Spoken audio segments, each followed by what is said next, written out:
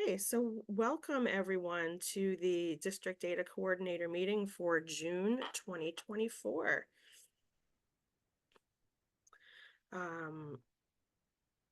You should have received this agenda in last Friday's email along with the draft of the presentation, but let's review this so that we're all on the same page.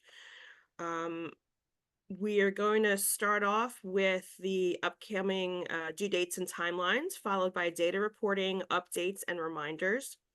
After that, we'll hear from our special services department, followed by year-end review, which is going to be broken up into two parts because it's quite long. We will have a 15-minute break in the middle of that. There are no breakout rooms today. We will just have that one 15-minute break.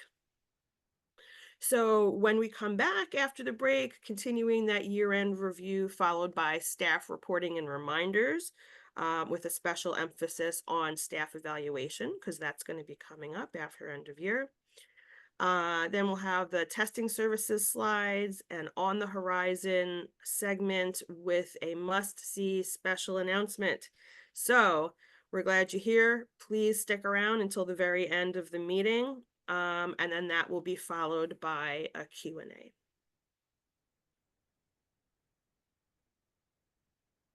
So to get the meeting started off, I'm going to hand it over to Michelle Ruggiero for due dates and timelines. Thank you, Helen, and good morning, everybody. Last week, we did have a deadline. We're going to start with one that was past due, so to speak. So last week, we had a deadline for FERPL data. NYSA did the initial pull of student enrollment, address, and FERPL eligibility data due to level 2 to calculate summer EBT 2024 benefits. Yesterday on June 3rd, the extract was created to provide to New York's Office of Temporary and Disability Assistance, OTDA, who dispersed these funds. And there will be a final pull at the end of June, and I'll speak about that shortly. The special ed VR 11 to 16 collection opens this month. Actually, I heard this morning that all are now open in the PD system. So that's good. Districts will be required to certify data in the PD system by 2 dates, August 5th, that's for the VR 13, 15, and 16, and September 9th for the VR 11, 12, and 14. Our special services team has joined us this morning and we'll discuss this in more detail. This week, we have a few deadlines. First up, the final UPK enrollment data are due Friday, June 7th, which means imported to and migrated from level 0 no later than Wednesday, June 5th at noon. That is our deadline here at the MHRIC. Hold on. No, it's not. No, I can't hear anything. Okay. So continuing on, this reflects the count of UPK students enrolled on March 13th, 2024, and the information collected will be used for calculating UPK grant funding. So additionally this week are the final L counts and immigrant student counts. So they are also due tomorrow at noon. These reflect the counts of both L and immigrant students at the time of this final data pull. The counts will be used for Title III allocations. On Friday, June 28th, which means Wednesday, June 26th at noon, that is the final data for the summer EBT.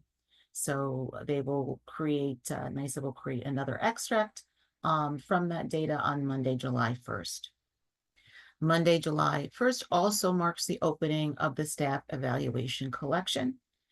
Districts and BOCES should begin to gather the subcomponent scores and overall ratings for staff under their approved APPR plan in accordance with Education Law 3012D.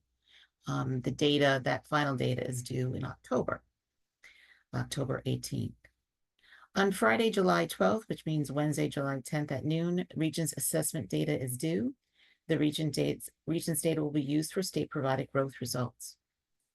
On Friday, August 2nd, which means Wednesday, July 31st, that will be the last date to submit data for the VR 13, 15, and 16. Districts must certify this data as accurate or not accurate in the PD system by Monday, August 5th. The status defaults to not accurate for entities that do not certify. So August 16th is the end of year deadline, which means all data should be imported and migrated from level 0 no later than Wednesday, August 14th. All data should be verified as complete and accurate, as this data will be used for federal and state reporting, state aid allocations, and to make accountability status determinations. The only two 23-24 collections that remain open after the end of year deadline are staff evaluation and the VR 11, 12, and 14 as part of SE events. However, for special ed data, please note that August 14th is the last date to submit special ed enrollment, demographics assessment, including COSIF, special ed end of year snapshot, and disability program service records for students and potential submission for VR 11 to 16 reports, LEAs will can use PD system list of potential student records report to confirm all eligible students are reported accurately. So in other words, even though the collection for the VR 11, 12, and 14 data remains open after the end of year deadline, districts will only be able to update the data specific to those collections, and the demographics, enrollment, and disability information must have already been submitted with the end of year collection. The SERS end of year data collection is due on Friday, certification is due on Friday, August 30th. Located in the IDEX on the business portal. The statement of certification certifies accuracy of data submitted by end of year reporting deadline as applicable per institution type. And we will talk a little bit about that in the different end of year grids. On Monday, September 9th, districts must certify the VR 11, 12, and 14 in the PD system as accurate or not accurate. This means that the data for the VR reports must be imported and migrated from level 0 no later than Wednesday, September 4th. August grads, total cohort grad rate data are due Friday, October 4th, which means Wednesday, October 2nd. Now, this information will be part of the 24-25 collection and will be submitted once level 0 opens for the next school year. This is the last date to submit any August 2024 diplomas for the 2018-19 and 2020 total cohorts. So there is a period of time where there are 2 years of level 0 that are open, and you can toggle back and forth via the school year date at the top. And so here with the August grads, we are talking about the 24-25 level 0 database. On Friday, October 18th, which means October 16th at noon, staff eval scores and ratings are due in the 23-24 level 0 database. So again, now we're still talking about 23-24 for staff eval. This includes the overall ratings and subcomponent scores to fulfill reporting requirements under Education Law 3012D. And it's one of those factors that is necessary and determining and for districts to get their to get state aid for 24-25. The staff eval rating verification report certification is due Friday, October 25th. The form is accessed and must be submitted via SEDMON, the SED monitoring and performance area on NYSED's application business portal. Any questions there? And we'll discuss more of these, of course, as we go along this morning. All right, so on this slide, what we're seeing is a link to the 23-24 timeline. And you're seeing a quick year at a glance with some notable reference points there as well. And now we will hear from Sam regarding the level 2 report refresh schedule. Thanks, Michelle. Good morning, everybody. Okay, so the level 2 report refresh document, it actually was recently updated on May 22nd. State Ed added the SERS 657 discrepancy report. So that's now been added to that document, and it does show that it refreshes daily. So if you haven't already, make sure to bookmark this link, because sometimes, many times this reference can answer the question of why isn't my refresh data on level 2 showing. So if it's a weekly refreshed report and you met that Wednesday at noon deadline for migration, the report on level 2 will update the following Monday. And also on this document, it does show that there are some reports that update daily and annually as well. So last year there were some changes to some reports and how often they update, which I'm gonna talk about on the next slide. Okay, so since the data poll for teachers teaching at a certification has passed, the CERS 328 is frozen as of May 17th, that data poll. So as I said, NYSET did start updating these particular reports daily, which does help with our data verification, especially at the end of the year as data is being updated. So you'll want to use the CERS 333 report to verify any pre-K data for that upcoming June 5th, which is tomorrow, the data poll. So as Michelle said, we have our Wednesday at noon deadlines. And also listed on here, I did want to point out the CERS 701, the UIAS report, because many times that report is overlooked and can be very useful finding enrollment issues. So check that out sooner than later. And sometimes, with the UIAS report, items will remain on there if they cannot be resolved between your district and another district. Okay. So moving on Friday, we did have some updates. We received the 24-25 CERS reporting memo and the CERS timeline. They were both released. So we're still in the process of reviewing them in detail, but we did notice that SED will be collecting day calendar, enrollment, demographics, program service, and attendance on a monthly basis. So there's going to be data polls monthly. So that's a big change than what some people may be used to from this year, from the 23-24 timeline. So despite the timeline just being released Friday, there actually have been various updates to it already by State Ed. So this is a good time. I just want to remind you to always check the State Ed IRS landing page that's linked there for updates, because that will show those updates. Whereas if you have a direct link to the timeline, it won't show those updates. So at the end of our meeting, when Helen does send out all those meeting materials, these will be included as well. So for now, I'm going to pass it over to Pam, but I'll be back later. So thank you. Okay, had to unmute. Remember to unmute. Okay, good morning. And I get to try to answer the burning question, what should I be doing now? So in order to answer that question, let's take a look at some updates and reminders. First, a few recent items from SED. You've heard us talk about summer EBT, and this was kind of, a new term that popped up last year. The summer EBT program is new for 2024. And it's important for your district's FERPL records, along with demographic information, to be accurate and complete so that students will be automatically enrolled. Okay. Students are automatically enrolled in this program if the child participates in SNAP, temporary assistance, FDPIR, or Medicaid. I can't remember what FDPIR, I think, is at the moment.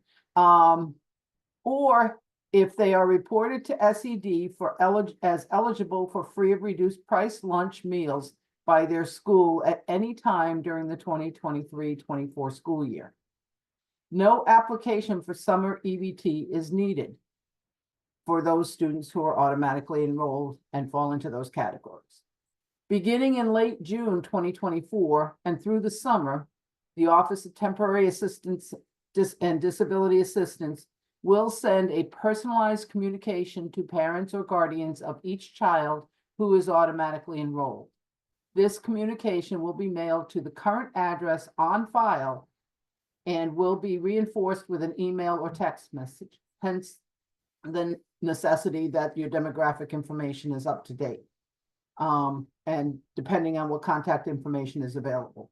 So they may receive information through the mail, through an email, or through text.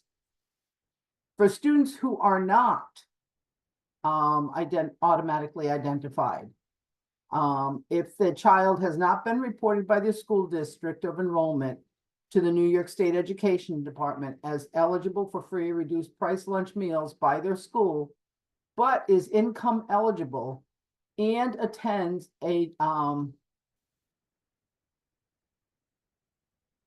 school that participates in NSLP, which is the school lunch program, they can get summer EBT by filling out a simple online application with OTDA. They're not filling out that application with the district. They have to go online to OTDA and fill out the application there. The online application will launch on July 1st. Families have the option to include the child's NYSIS ID and/or local student ID on the application. Including these IDs, one of these IDs will allow the applications to be processed more quickly. So you may receive requests from parents to provide NYSIS IDs for this purpose. For children who completed an application on or after July 1st, a letter will be emailed or mailed to inform the parent or guardian of the eligibility determination, the timing, and the payment methods. Okay, so that's for students in public schools or charter schools. So for students in private schools, in order to be eligible, the private school must participate in the school lunch program. And they will report data directly to New York State Education Department for the purpose of the summer EBT program. This data will not be transmitted to OTDA and processed until mid-August.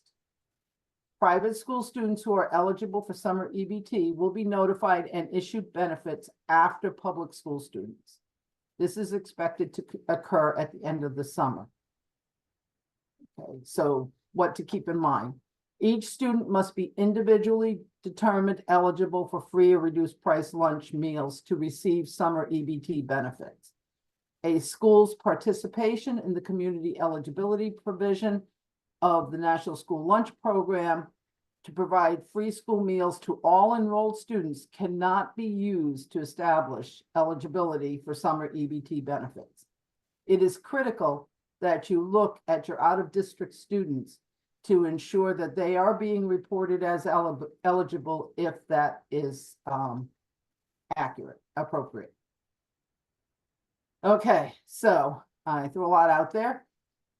If you have any questions regarding summer EBT, please visit OTDA and at the link here for updated program information. General questions about child nutrition programs and policies may be directed to child nutrition at the contacts listed here. So that was a lot. Any questions on that? It's a relatively new program, obviously. It's a new program this summer. And hopefully majority of students will be automatically qualified. Pam, can you just repeat what you said about out-of-district students? Okay, out-of-district students who are eligible.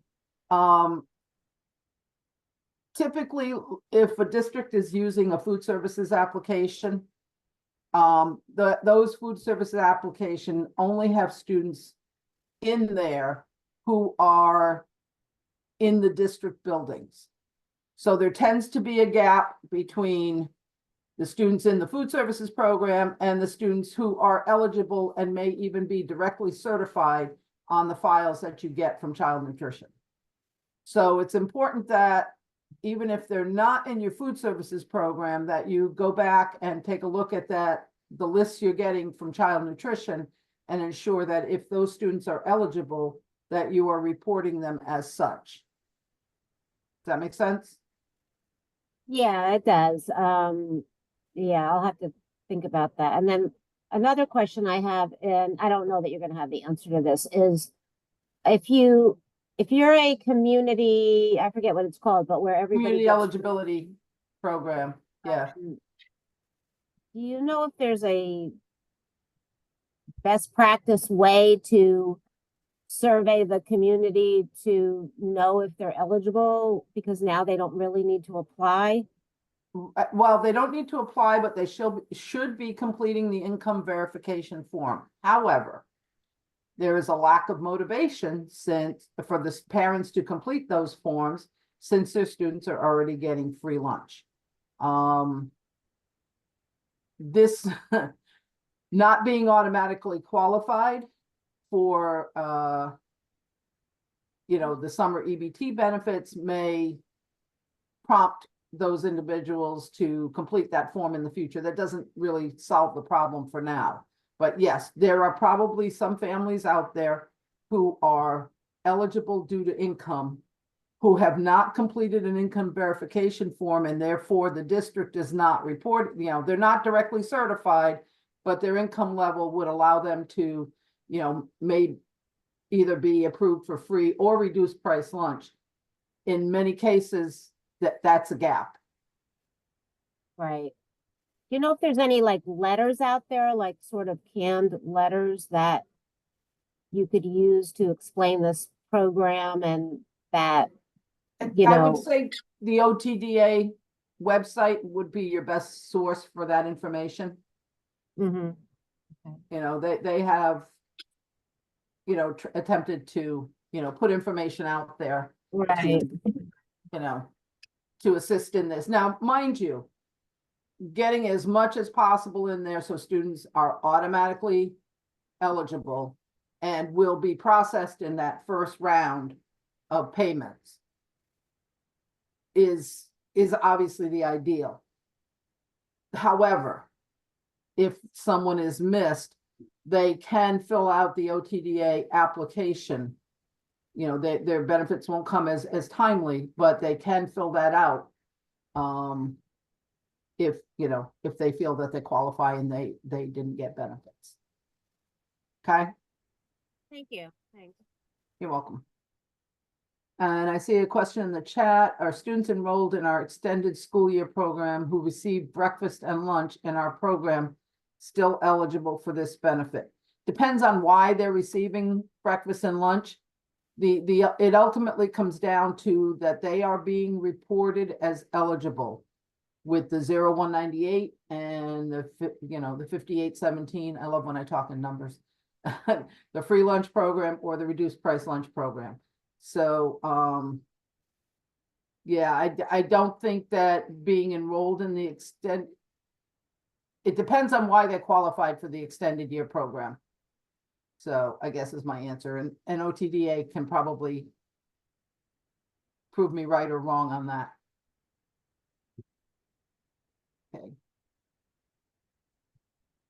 Any other questions? Okay. Either it's totally clear or I totally confused you, but since I know everybody is anxious to get to that special announcement at the end, I'm going to move on. Okay, a second new item from SED. You may be aware of a memo that was sent out by SED on May 9th regarding middle level CTE course codes. The message was sent to provide schools ample time to update their course coding if necessary for the 24-25 school year. No action is actually necessary in this school year, but if you've done it, that's okay too. We are including this in the year-end reminders just to clarify that point and to provide you with the state course codes that you'll want to ensure you are using for these middle level courses for next year. So there's the list of the course codes. So double check, most of you have probably rolled over at least your high school, maybe even your middle school for next year. So you can start the process of verifying those course codes for the 24-25 school year. And more information on that, the CTE courses at the middle level can be found at the link shown there. That one was a little more straightforward than the summer EBT. All right, and now let's talk about exit code 391, or long-term absences. This is not new, but SED has recently sent a memo summarizing and clarifying the important details on the use of this exit code. So you may be familiar with this exit code and know the basics. If a student who is no longer of compulsory school age has 20 consecutive days of unexcused absences, they may be unenrolled. Sounds simple and straightforward, but there is a procedure to follow and documentation that is needed before the student can be exited. The 3 steps of this process are outlined here and were documented in a memo sent to district superintendents from the Assistant Commissioner on May 16, 2024. Documentation of this process must be placed in the student's permanent record. So the items here are showing you the steps that are required, including scheduling a meeting or informal conference, etc. And remember, this process is only valid for students who are no longer of compulsory school age. Students of compulsory school age who are no longer attending must be exited with the well-loved 400 exit code and re-enrolled with the 8300 enrollment code.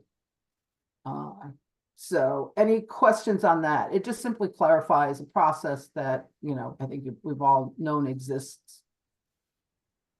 Okay, you see the chat is quiet. So that's it for the new news. And I'm going to pass it over to Sarah now to cover some special education updates and reminders.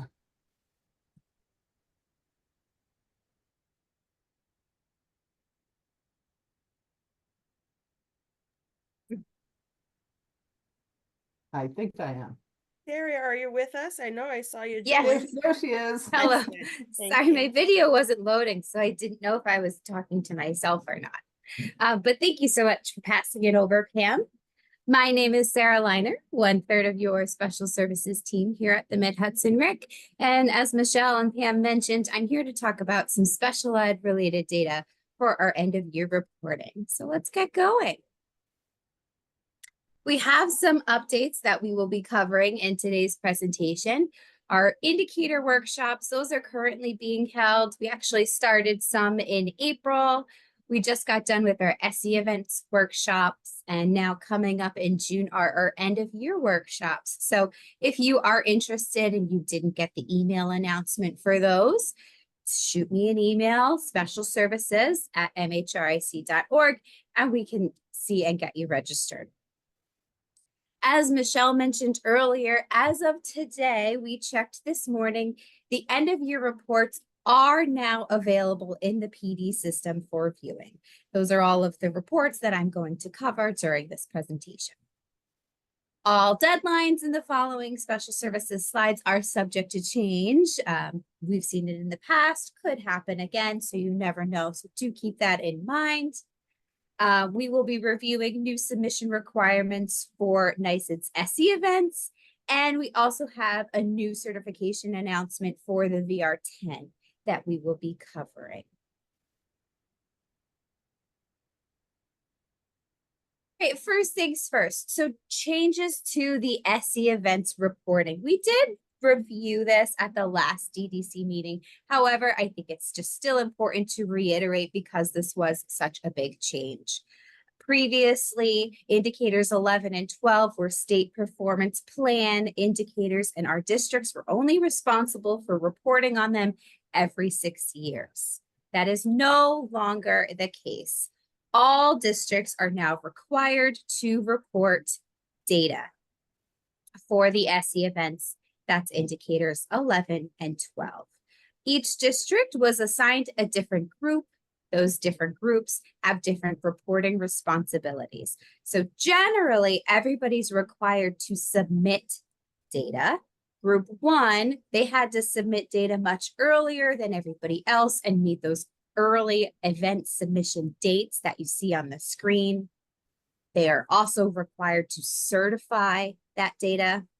And then your group twos, they didn't have to meet any of those early submission dates, but they are required to certify the data that is in the PD system. And then just as a refresher, your group threes, that's kind of everybody else.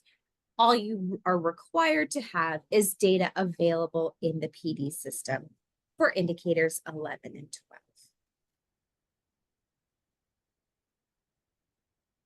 The import schedule. So we have a few of these extracts that the data source is Frontline IEP. That includes your assessment fact extract, VR7, the end of year snapshot, and your SE events extract. The level 0 import, that's your assessment / COSIF that runs on auto import, your end of year snapshot or your VR13, also auto import, and then your SE events, again, auto import. The import schedule, your assessment COSIF and your end of year snapshot, those will be beginning June 10th with import number 21 and will auto import daily. We don't do it any earlier than that for the reason I just said. Those reports are only now just available in the PD system. So those will be coming. Do expect to see those. However, the SE events, since we had those early submission dates for some districts, that SE event extract has been importing all year round. And I'm sure you are aware, because I've heard from a lot of you that you have been seeing the SE events when you weren't expecting to.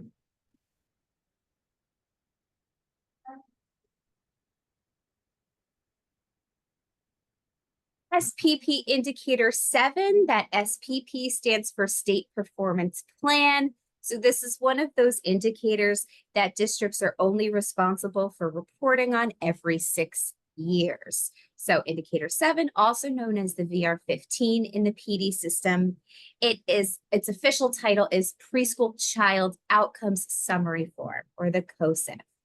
Certification date for this is August 5th, 2024.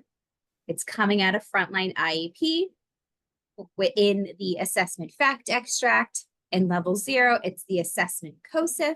So you'll be migrating the assessment COSIF. And the only districts that have this due this current school year are these 7 districts that you see on your screen. Indicator 11, also known as VR11 in the PD system. This official title is the Child Find Timely Evaluations and Eligibility for CPSE and CSE kids. This is the SE events that I was previously discussing. Your certification date for this in the PD system is September 9th, 2024. Your source of this information is Frontline IEP, a part of the SE events extract. In level 0, you'll be migrating the SE event. Again, all districts are required to submit data for this indicator. That just means you're migrating that data from level 0 and making sure that it is available to be viewed in the PD system. Then we have groups 1 and groups 2, you are required to certify that data as accurate, meaning viewing it, all your students are accounted for, any corrections that need to be made have been made, and you're certifying that as A-OK.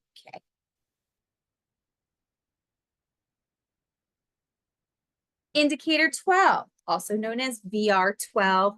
This is your early childhood transition. So EI students who are being referred to preschool special education.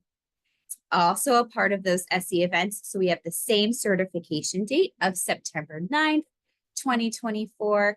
Again, the source of this is Frontline IEP, and the level 0 migration is going to be your SE event. Again, you're going to get tired of me saying this, but all districts are required to submit this data that's a part of that new change. And then groups 1 and groups 2 are required to specifically certify this data, meaning they're confirming it's accurate. And group 3, you're only encouraged to certify. You just have to have data available. in the PD system. End of year reports, or your EOY snapshot, also known as the VR13. Many names for this one. This one's looking at preschool children who provided special education programs and services during the current school year. So all districts have had this one due every year, so this should not be anything new to you guys. The PD system certification date for this is August 5th, 2024. Again, that source of the information is Frontline IEP, a part of the EOI snapshot. In level 0, it's the SE snapshot / EOI snapshot, and you will be migrating the snapshot type EOI snapshot. Again, for this current school year, all districts have to report and certify this data in the PD system. SPP indicator 8, parent involvement. This is the parent survey. So SPP should clue you in that this is a planned indicator, again, meaning districts only have to worry about certifying this information every 6 years or so. These are not surveys that come with, that information comes out of Frontline IEP4. This is a survey where NYSED reaches out to you directly, and you get that survey out to the parents, and then the parents send it back to you. So the data source, it's the district special ed office. The districts that have that due this year are those 7 districts on the screen. Yeah, thank you. Sorry.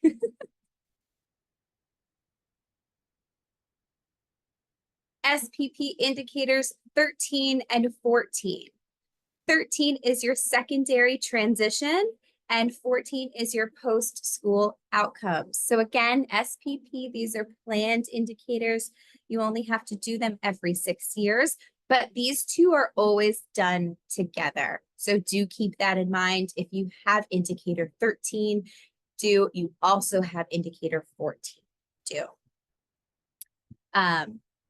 Indicator 13, it's SR13 in the PD system. You'll submit a self-review checklist. Indicator 14, this is information that is coming from the Potsdam Institute for Applied Research. So again, this one is not information that you're necessarily gathering out of Frontline. This is outside of that. So the source is going to just be your district's special ed office. There's quite a few more districts that have this due this current school year. You can see them all on your screen. Okay, so verification report number 10. This is one of those new updates that I did have to tell you guys about. So the VR10 is the report of students with disabilities exiting special education.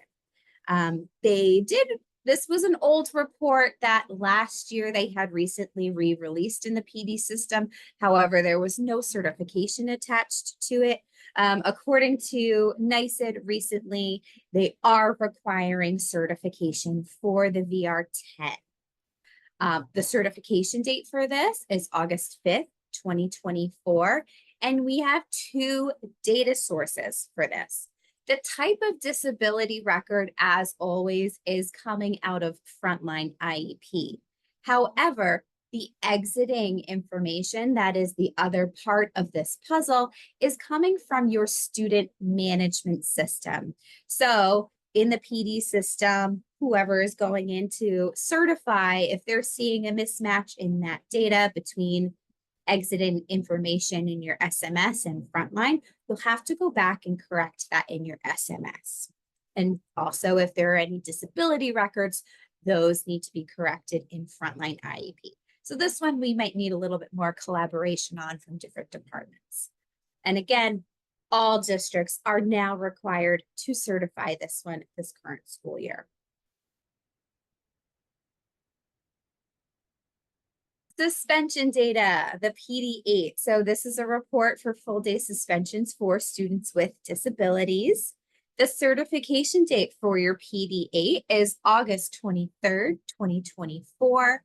And the reporting period is the current school year. So any suspensions to be reported from July 1st, 2023 to June 30th, 2024. We have two possible ways where your district can report this information. You can report it out of Frontline IEP if that's where your district keeps track of these particular suspensions. There is an FTP process, and there's also an electronic submission process to send that information to the PD system. If your district does not put your suspension data into Frontline IEP, you could also manually enter it into the PD system as well. That's okay.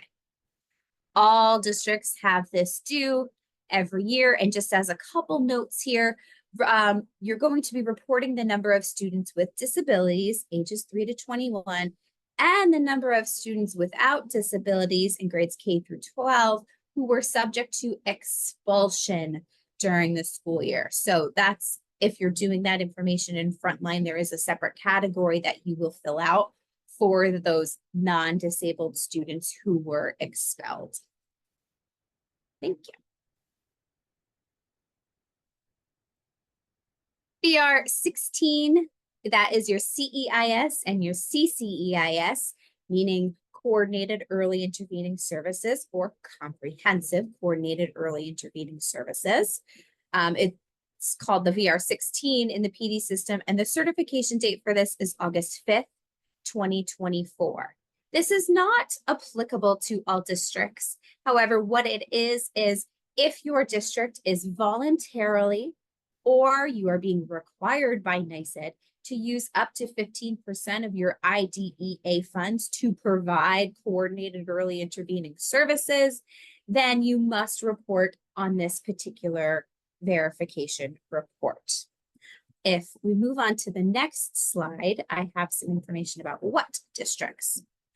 So the only districts that are on the list for this year are voluntary districts. No districts are required, as far as NYSED's website is concerned, to report on this data. So just these 3 districts have been voluntarily using those funds. You do have to report on this verification report.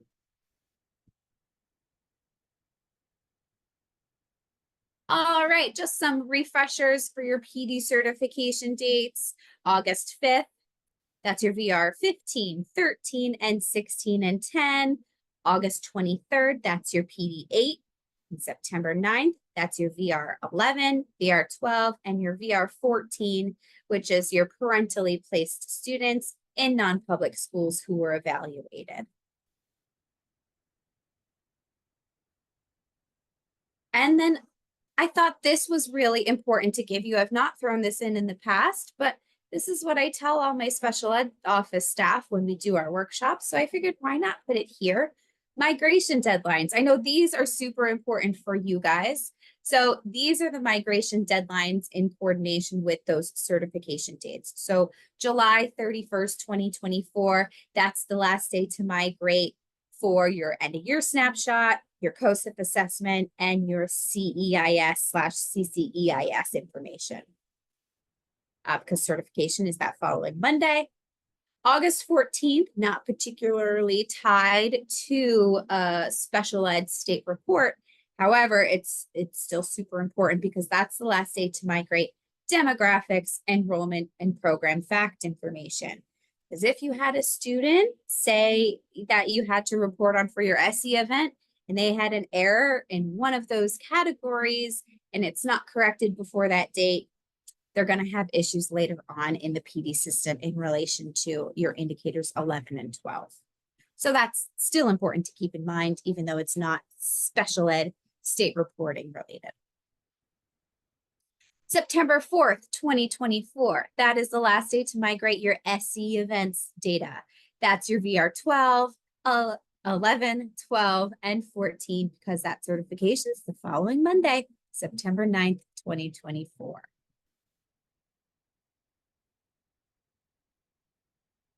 ESEA Title I Part A, just as a little refresher for you, we have been importing this for districts that gave us the appropriate authorization.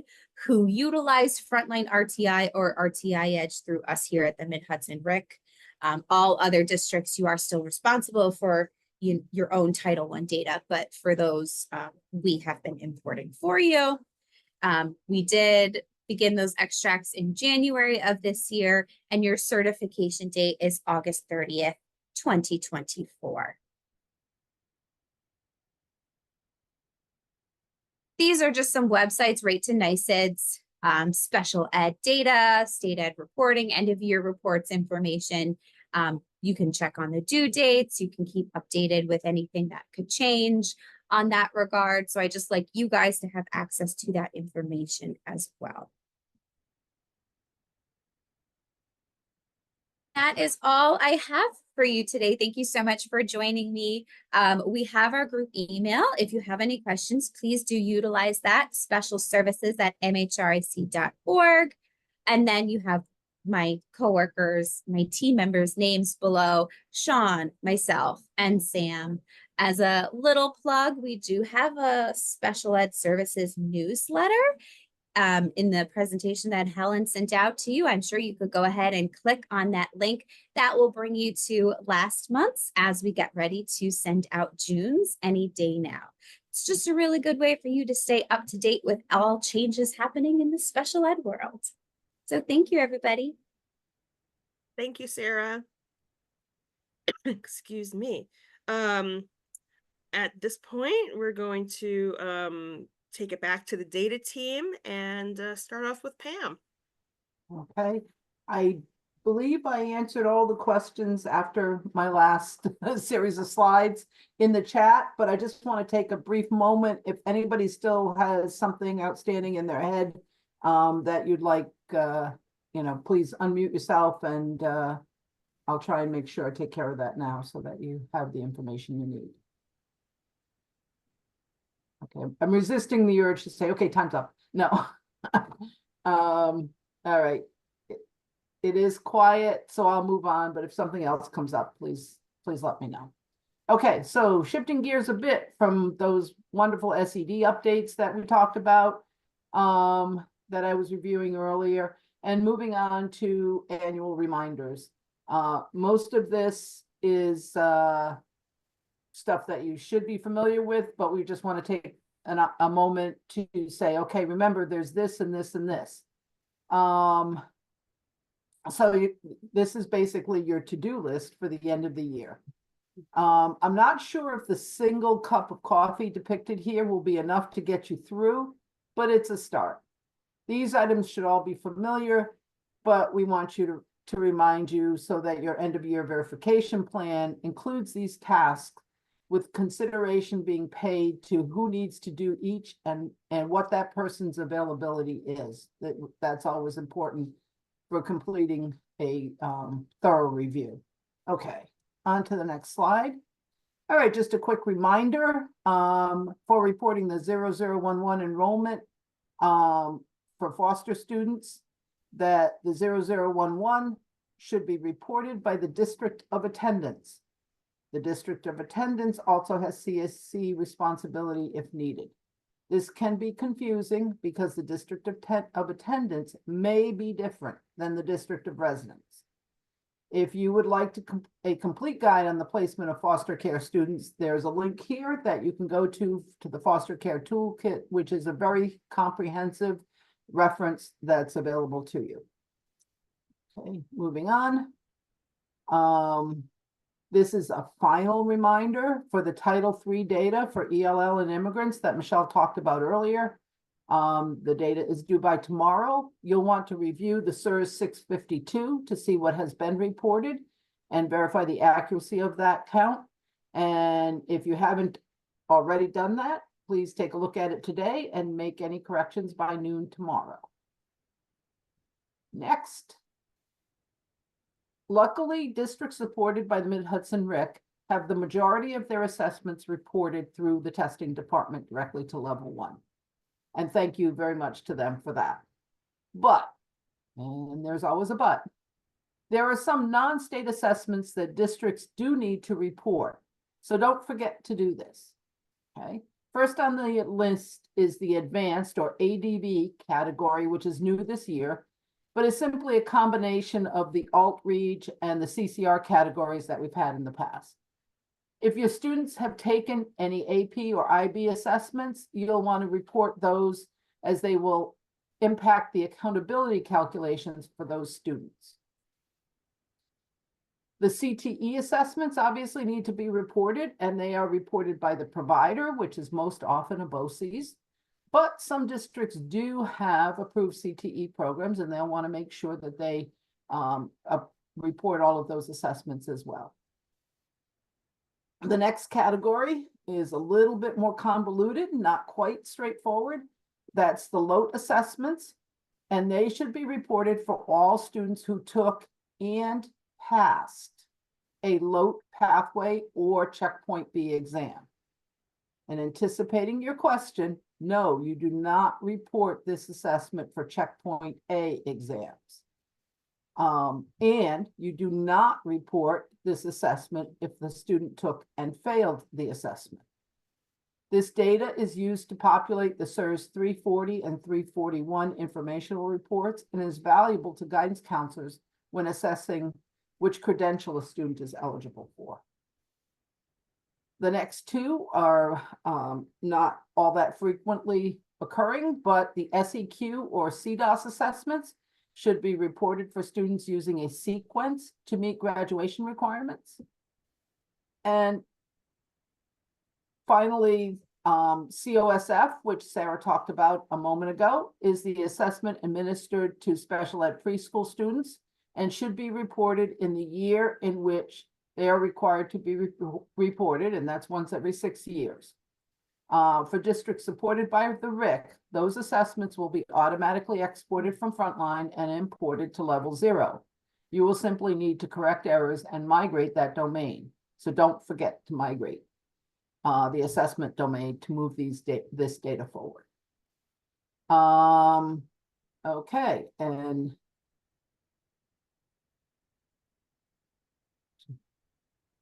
thank you, Sam. The other point to make, Sam, I don't know if all of you are reading the chat. Oh no, she sent it directly to me. Okay.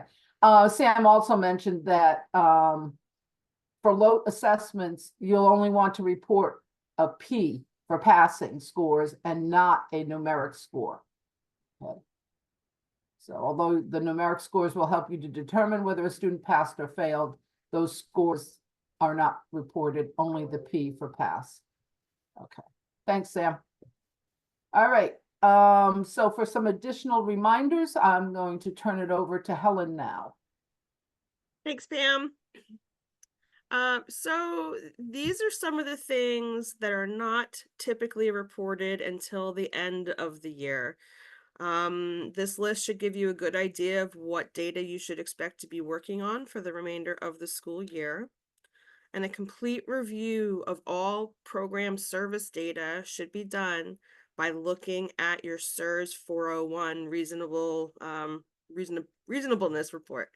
Because you want to be sure you haven't missed anything. So you're going to want to check all of the items that are on this list. You can do that by going to your SIRS 401, looking at the programs category, and you will see all of the data points that you have reported. If you're expecting to see something on that report and it is not there, that might indicate that you're missing data. So get to be friends with your SIRS 401. The Seal of Biliteracy Award is granted to students who have attained proficiency in a foreign language. In order to grant the Seal of Biliteracy, you're going to use program code 8312, and that can only be used once the student has completed all requirements for a Regents diploma. That's important because a student may have attained the foreign language proficiency in a year prior to completing the rest of the requirements for the Regents diploma, but you only want to report it in the year that they meet all of those requirements. If you need more information on the seal of biliteracy, there is a link on the slide that you can go to, and you can find everything you've always wanted to know about the seal of biliteracy. Also, just to say that LEAs must be approved in order to offer this seal, so it's not something you can just do out of the goodness of your district's heart, but you do need approval from SED for that. And like I said, for more information, check out that link. The Seal of Civic Readiness is a formal recognition that a student has attained a high level of proficiency in terms of civic knowledge, civic skills, civic mindset, and civic experiences. Students who receive this must be reported with the program service code 8313 in the year in which they complete all of their requirements for a Regents or a local diploma, just like the seal of biliteracy. Helen, I'm going to interrupt you for a moment. Go right ahead, Pam. There was a question from Mike asking if you've ever dealt with a student who has attained the seal of biliteracy from another district. That's an interesting question. I don't know if I can go ahead and give my Go thoughts. ahead. I haven't had that come up personally. I haven't had that come up personally, but what I'm wondering is districts need to be approved to grant the seal of biliteracy. So it's kind of a unique situation, Pam. So yeah, we're still working on it. I'm still waiting for a determination from administration, but I got the phone call from the mother that told me that the student, because the mother works in a neighboring district that offers the seal of biliteracy, that's how the student obtained it. And I'm just, because we don't currently have the seal of biliteracy approval yet, but I would recommend reaching out to state ed for a determination on whether or not you would be allowed to offer that seal okay, upon graduation. okay. But yeah, that's where I was leading to, is like, if you're not participating in this program, then I'm not sure that it can be offered, although obviously in the student's best interest, if they have taken the coursework and done the work to attain it, then you would think that there has to be some kind of way to grant that to the student. But I'd reach out to data support, and we can assist you with that to determine, and of course we are very curious to know the answer to that. Yeah, I'll keep you posted about it. Okay. Yeah, Thank you, Mike, Mike. check out the link that was on the slide. I doubt that it will have any information specific to this instance. But yeah, I mean it might have contact it's a unique situation. Yeah. Obviously. So. Okay. Thank you. Okay. Great. So back to the Seal of Civic Readiness. Schools that would like to offer the Seal of Civic Readiness who aren't doing so right now. For next year, you have to fill out an application. We believe the date is August 1st. But again, check that link and it'll have all of the information that you need. We cannot grant you that ability, so you need to check with SED. Partner Project Fact was new as of last year. These are the districts that are participating in Partner Project Fact for 23-24. If you see your district on this list, and it shouldn't be, please reach out to SED. If your district should be on this list and it's not, also please reach out to SED. There's nothing we could facilitate for you here at the RIC for that. So please reach out to them.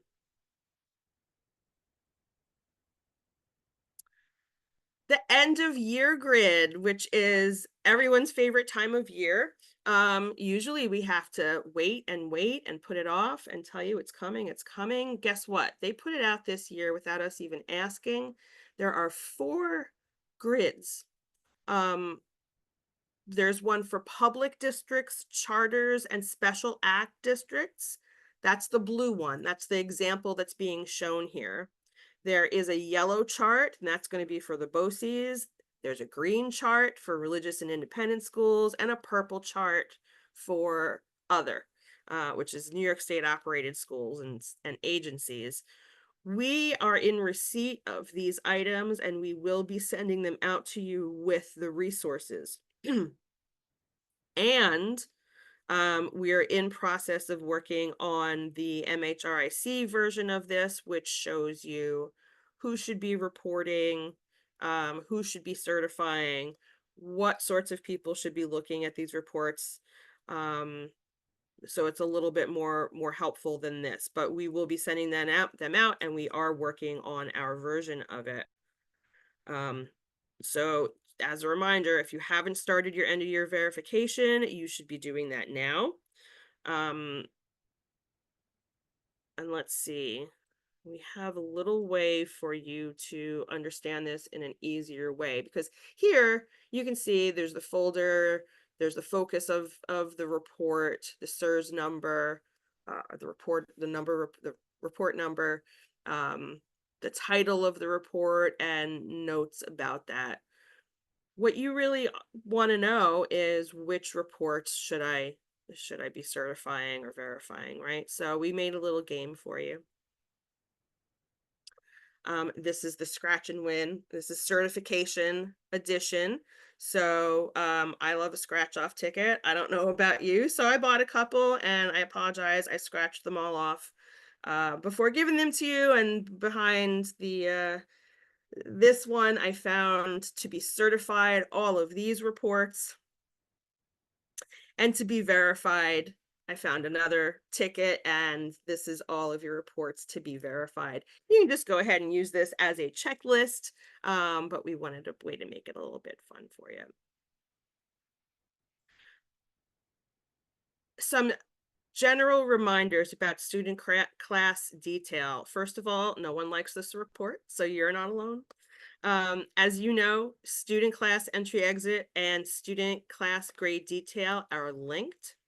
If you have a class, you need to have a grade for that class. In other words, all K-12 students should have a student class grade detail record if they have a student class entry exit record, with the following exception. If no grade or outcome is awarded for the class, no credit is earned for the class, and the linkage is not reflected on the student's report card or transcript, then no student class grade detail record is required. Additionally, AIS, RTI, and resource room classes do not need to be reported if no grade is given and it's not on the report card.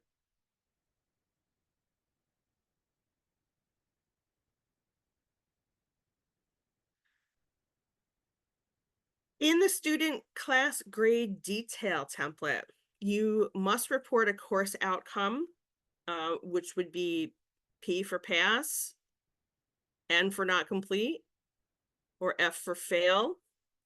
Additionally, for grades 7 through 12 and ungraded secondary courses, credits attempted and earned must also be reported.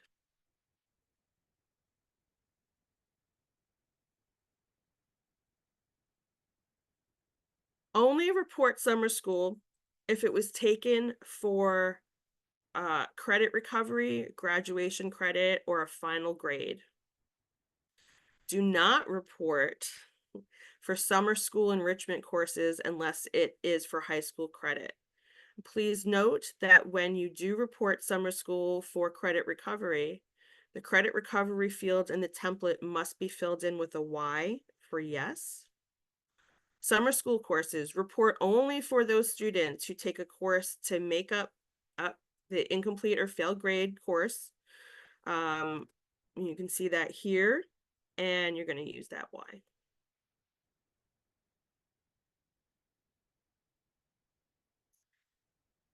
These are fields on the student class grade detail report specific to dual credit courses. namely post-secondary credit units and dual credit code. For the post-secondary credit units, report the credits if you know them for each course awarded to the student during the school year by a higher education institution. If you do not know them, then do not report anything.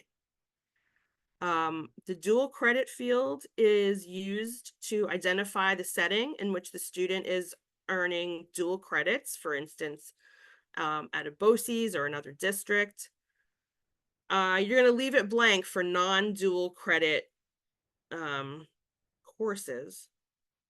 This code is important for identification of a student in dual credit course in a situation where the district is responsible for reporting the student class grade detail record is not reporting the course instructor assignment for student class entry exit data.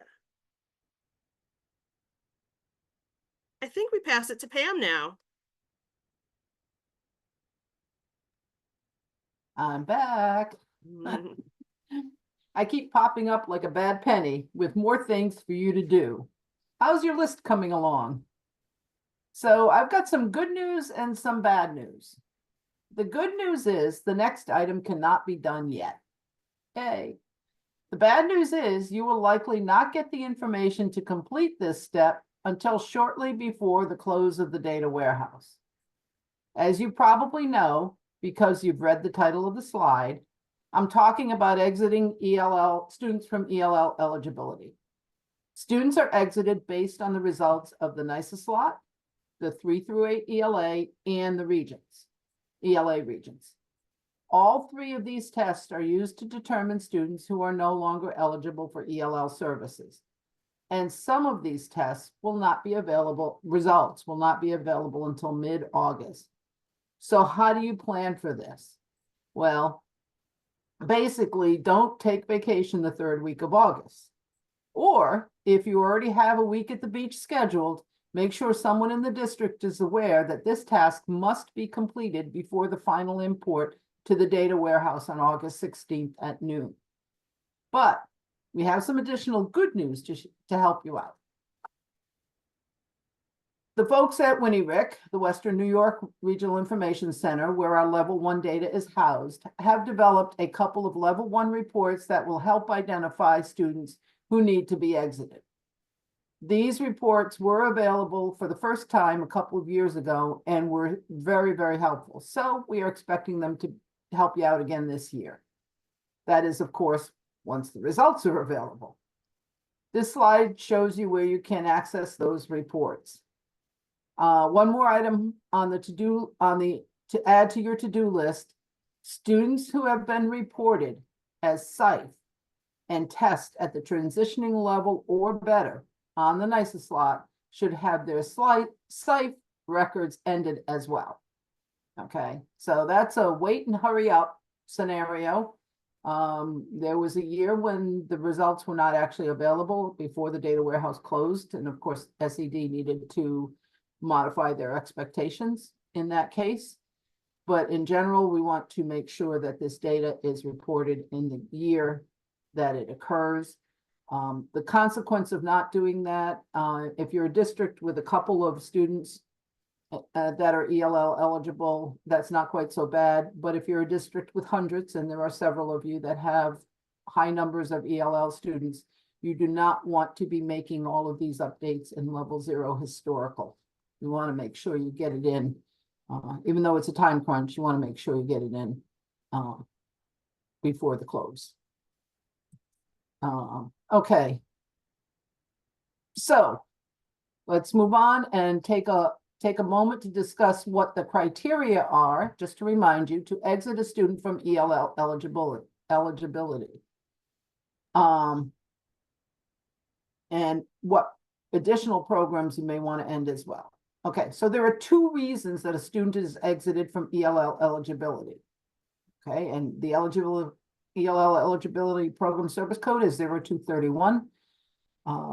Students should be exited on 6/30 of 2024 if they meet the following criteria.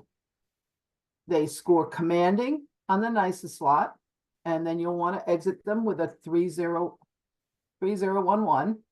Or if they score expanding on the NICE slot and they additionally test proficient on the 3 through 8 ELA, or they pass the ELA regions, okay? Or they passed an alternative to the Regents English, they would be exited with a 3022. Now, both of those conditions require that you exit the student from ELL eligibility. Okay, I have a question to state the SIFE. So students who are reported as SIFE, which I believe is a 1232, but I might be wrong,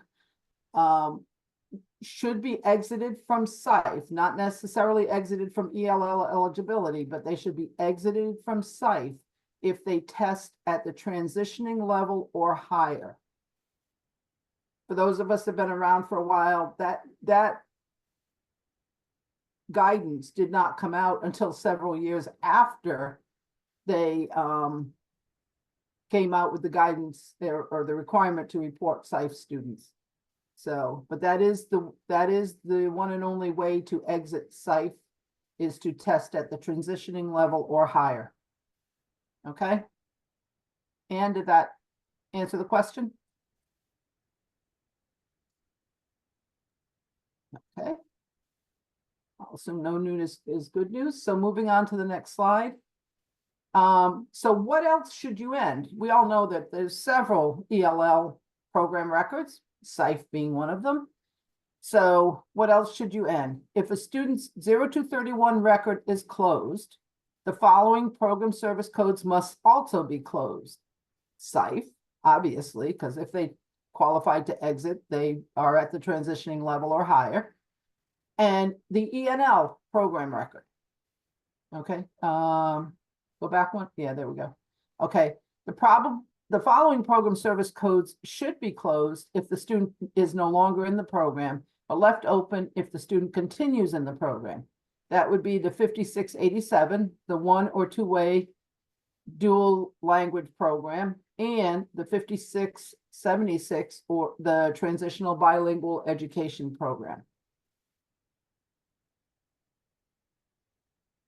Okay.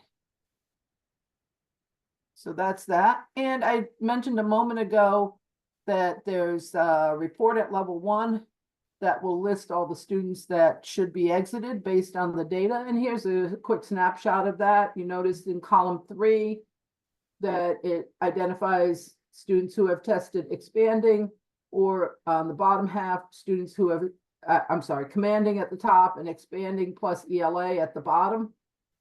And it identifies those students and additional information. And this snapshot was taken in 2022.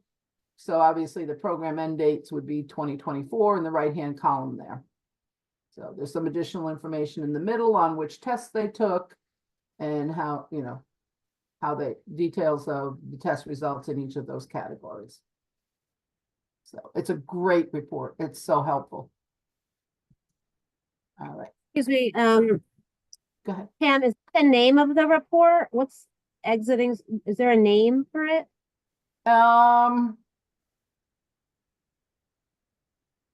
Yes. I believe I it's can't recall all off the top tested of my out. head what it is.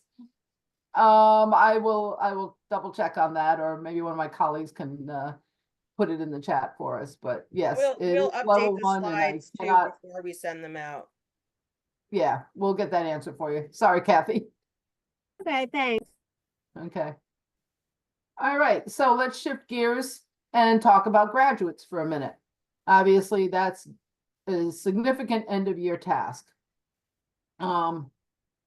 It's possible to upload graduation information and think it's complete. It's possible not to get any errors, but that doesn't necessarily mean it's 100% accurate. So you should really review this data with a fine-tooth comb. There we go. Sam posted that in the chat. If you don't have the chat up, you can take a look at it. NICE slot, ELL tested out student list. Thanks, Sam. So here's a review of what you need to report for every graduate or completer. Most important, their credential type. This is used as a measure of school performance, which will be reflected on the school report card. So did they earn a local, Regents, or advanced Regents diploma? Or did they earn a credential such as a SAC or CDOS? Also asked, did they earn a CTE endorsement? If your CTE students attend the BOCES, you will need to contact your BOCES provider to determine which students have met all the requirements for this endorsement. Okay, sometimes there's attendance requirements. So a student may have passed the course, they may have passed the assessment, but if they didn't meet the attendance requirements set by BOCES, they may not be entitled to the endorsement. So you really need to communicate with your BOCES back and forth to determine all students who should be issued this endorsement. If the student earned a local diploma, was this awarded based on superintendent's determination? That would affect which credential they are reported with. Did the student qualify for honors or mastery? Check out these definitions. Your guidance department should be well versed in this, but if your district is reporting none of these, can't hurt to ask just to make sure nothing was overlooked. Okay, and there are several reports that have been or will be mentioned today. You'll want to review those reports thoroughly and pay special attention to any category that has a 0. If you're reporting 0 CTE endorsements or 0 students who qualified for mastery in math or science, something may have been overlooked. There are a total of 27 different credentials that can be awarded, so choose wisely. So in addition to credential type, all graduates and completers must have a career pathway specified. Make sure that the pathway is valid for the credential type. And don't forget the seals that Helen talked about a few minutes ago. These are reported using program service records reported in the year of graduation. Make sure you include students who may have earned the seal in a prior year. And don't forget the grade 9 entry date, also known as the cohort date, and make sure it reflects the date the student first entered grade 9. Hopefully, you've had 4 years to get that right, so hopefully those are in pretty good shape. And finally, you'll want to end the student's enrollment with an appropriate exit code. If the correct exit code is not reported, the student will not show up as graduated. So that's critical. It's a lot of detail, but all are important so that your graduation rate and your college career and civic readiness indexes will be accurate. All right. Now, we talked about career path code, so let's take a moment and take a look a little deeper into that. Okay. Here are some additional details on career path code, which must be reported for all students earning a credential or diploma. By far the most common is the humanities or HUM path code. Students must always be reported with humanities if they passed at least 2 Regents exams in social studies and 1 Regents exam or department approved alternative in English, math, and science. And that's going to be the majority of your students. Okay. Students with a credential but no diploma, i.e. students who earn a CDOS or skills and achievement credential or a high school equivalency diploma, should be reported with a career path of none. Okay, so those are the 2 easy categories, all the humanities and anybody who's reported with none. Now, the devil is in the details here. Students who have only passed 1 Regents exam in social studies will be reported with one of the other career path codes. The list is long and choosing the correct code can be complicated. Again, this information should be coming from your guidance department as they know best what the student has completed. This is just another area that you should ensure is reviewed before your counselors leave for the summer. So when is HUM or none not appropriate? Basically, all the other pathways are used when a student passes only 1 social studies exam. Student should be sorry. Okay, and since there's a variety of credentials for that, just be aware that if you're doing that, you really want to look into the details to see what the correct career pathway is. All right. Next, Helen mentioned a few minutes ago about Partner Project Fact, and we're going to look at a specific component of that, and that's P-TECH students, and focusing on ending or graduating P-TECH students or students who have earned credentials.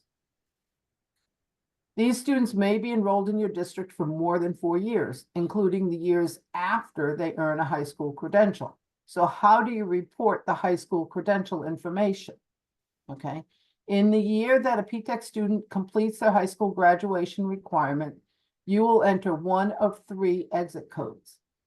You will enter a 0065 if they will be returning in the next year to complete their P-TECH program. You'll enter a 799 if they have met their high school graduation requirements but will not be continuing in the P-TECH program.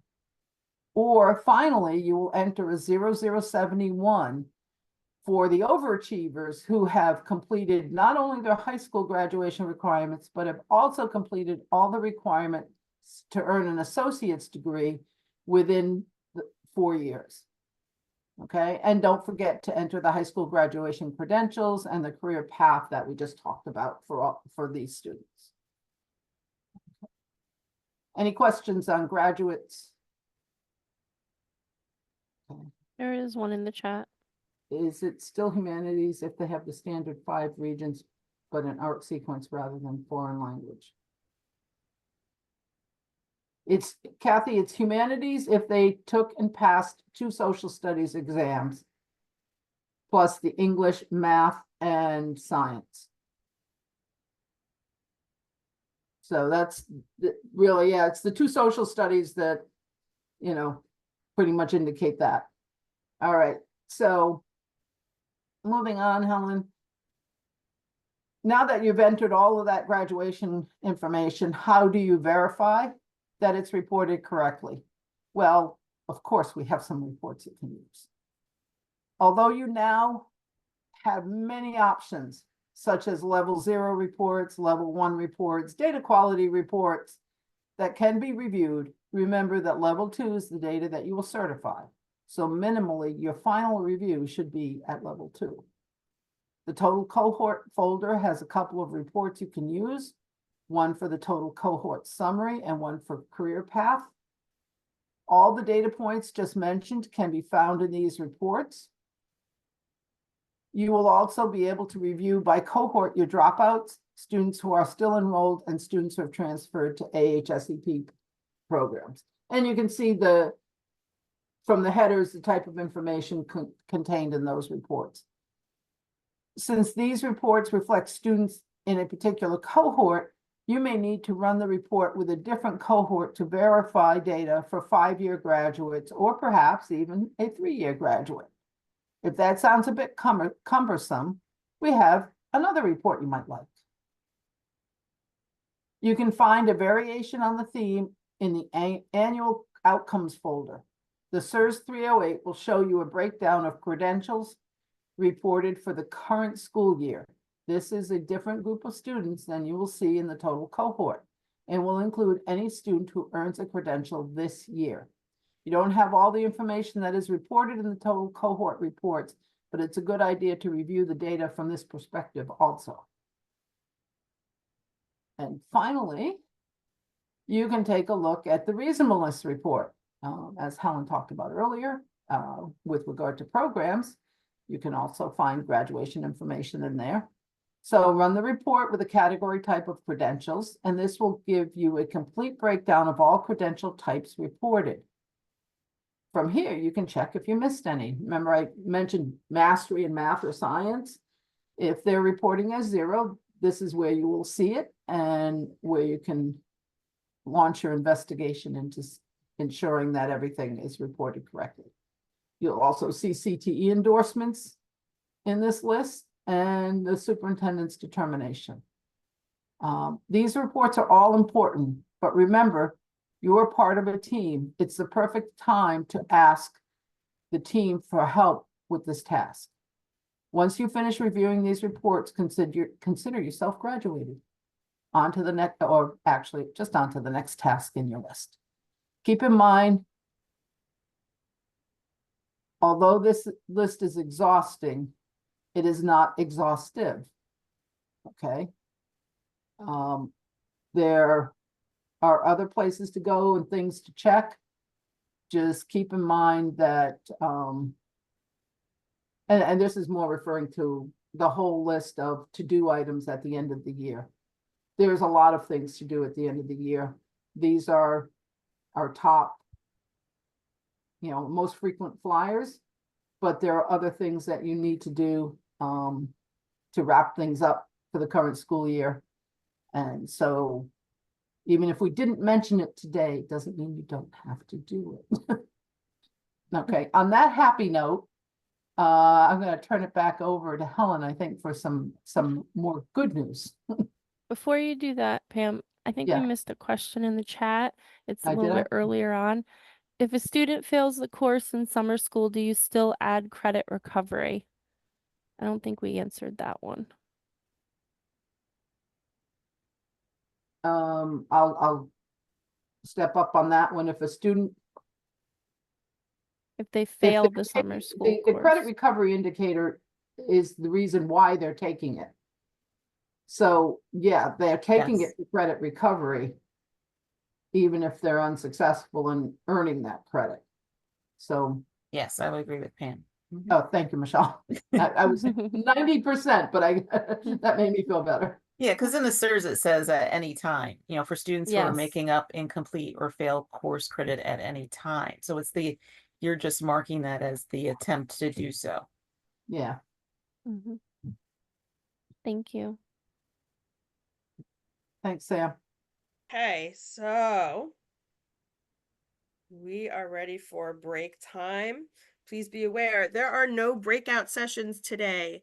Also, before I forget to say so, if you have not entered your full name and district into the chat, please do that before you take your break.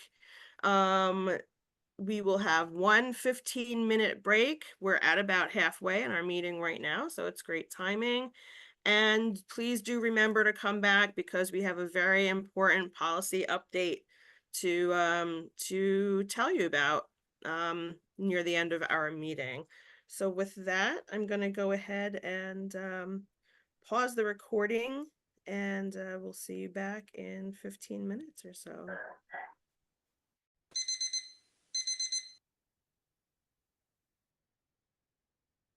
Hello, everybody. We are back. There I am. Okay, so I hope everyone had a good restorative break. Got yourself another cup of coffee because Pam said one wouldn't be enough. And let's see. Pam, are you picking it up? I think it's me. Oh, Sam, Yep. welcome. Oh, It's thank you. over to Sam. Yay. All right. And we're recording, right? Correct. Okay, awesome. All right, thanks, Helen. So since we're talking about end of year review, it's time to go over CTE reminders because end of year is going to sneak up on us. So the CTE items I'll be discussing are all reminders. There haven't been any changes to the CTE reporting requirements. So I'm going to start with the CTE technical assessments, which are reported again by the CTE program provider. So the technical assessment must be reported whether they earned a score of pass or fail.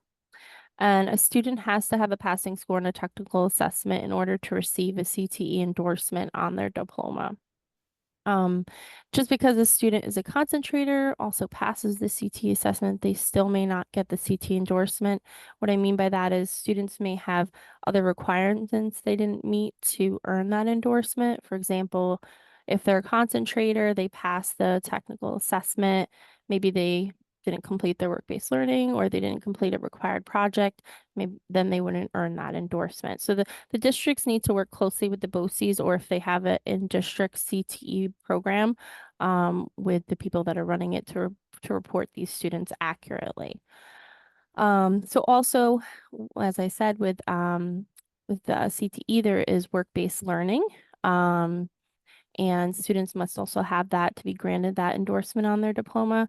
And that code is 22202W, lots of twos, for the work-based learning. And the tricky thing with that is it's a course, it's not a program. So usually any certified teacher or the staff member responsible for like overseeing the participation should be assigned to that work-based learning course. So the WBL or work-based learning, it's reported one time, and it could be a previous year. Maybe the student achieved 54 hours in that previous year for that work-based learning. So a few things to keep in mind: hours for field trips, guest speakers, routine classwork, college visits, non-school affiliated employment should not be counted towards that total 54 hours. And just for your convenience, we did also link the approved CTE programs down below there. Okay, so moving on. So we have a few slides about CTE because there's a lot to it, right? So the CTE program service records are reported by the CTE program provider. And most cases in our region, like I think it was Pam that said it's going to be BOCES, but there are some districts that do have approved CTE programs in the district. So when reporting the CTE, level 0 does allow more than one CTE program record per student. I mean, it makes sense. I mean, a student could change their mind or switch programs. However, they can only be a concentrator in one CTE program. So that CTE reporting, it does still require that CIP. It's a classified instructional program code. It does require an intensity of a concentrator or participant, a service provider, start end dates, and if they exited the program, if that's applicable. So for instance, if the BOCES is providing that CTE program, BOCES would report the program services for the student. Okay, so moving on. To help verify the accuracy of CTE reporting, BOCES and districts can use the SIRS 305 report on level 2. So these are the fields you can expect to see on that SIRS 305. Now, there isn't a report guide for the SIRS 305 yet, but there is one for the SIRS 306. It's similar, but it's not exactly the same. So you can refer to that for some guidance until the SIRS 305 is released from state ed. Unfortunately, there's no exact date of when that is expected. But for districts, just to keep in mind, if you go to check this right now, some of our BOCES are still working on reporting CTE programs. So if you don't see any information in your SIRS 305 yet, that may be the reason. And then if you're a BOCES, this is a friendly reminder to work on getting those programs reported. All right. Okay, so moving on, still in the SIRS 305. This report does update weekly, and that's again based on that weekly migration schedule of Wednesday at noon. So as long as your data is migrated by Wednesday at noon, the SIRS 305 will update that following Monday. So if your district has an approved, let's say high school CTE approved program, and you also have students that go to a BOCES CTE program, you would see records for both service providers. So you would see an additional line here on this screenshot. But this screenshot, it only shows, if you could just go back one for me, Helen, please.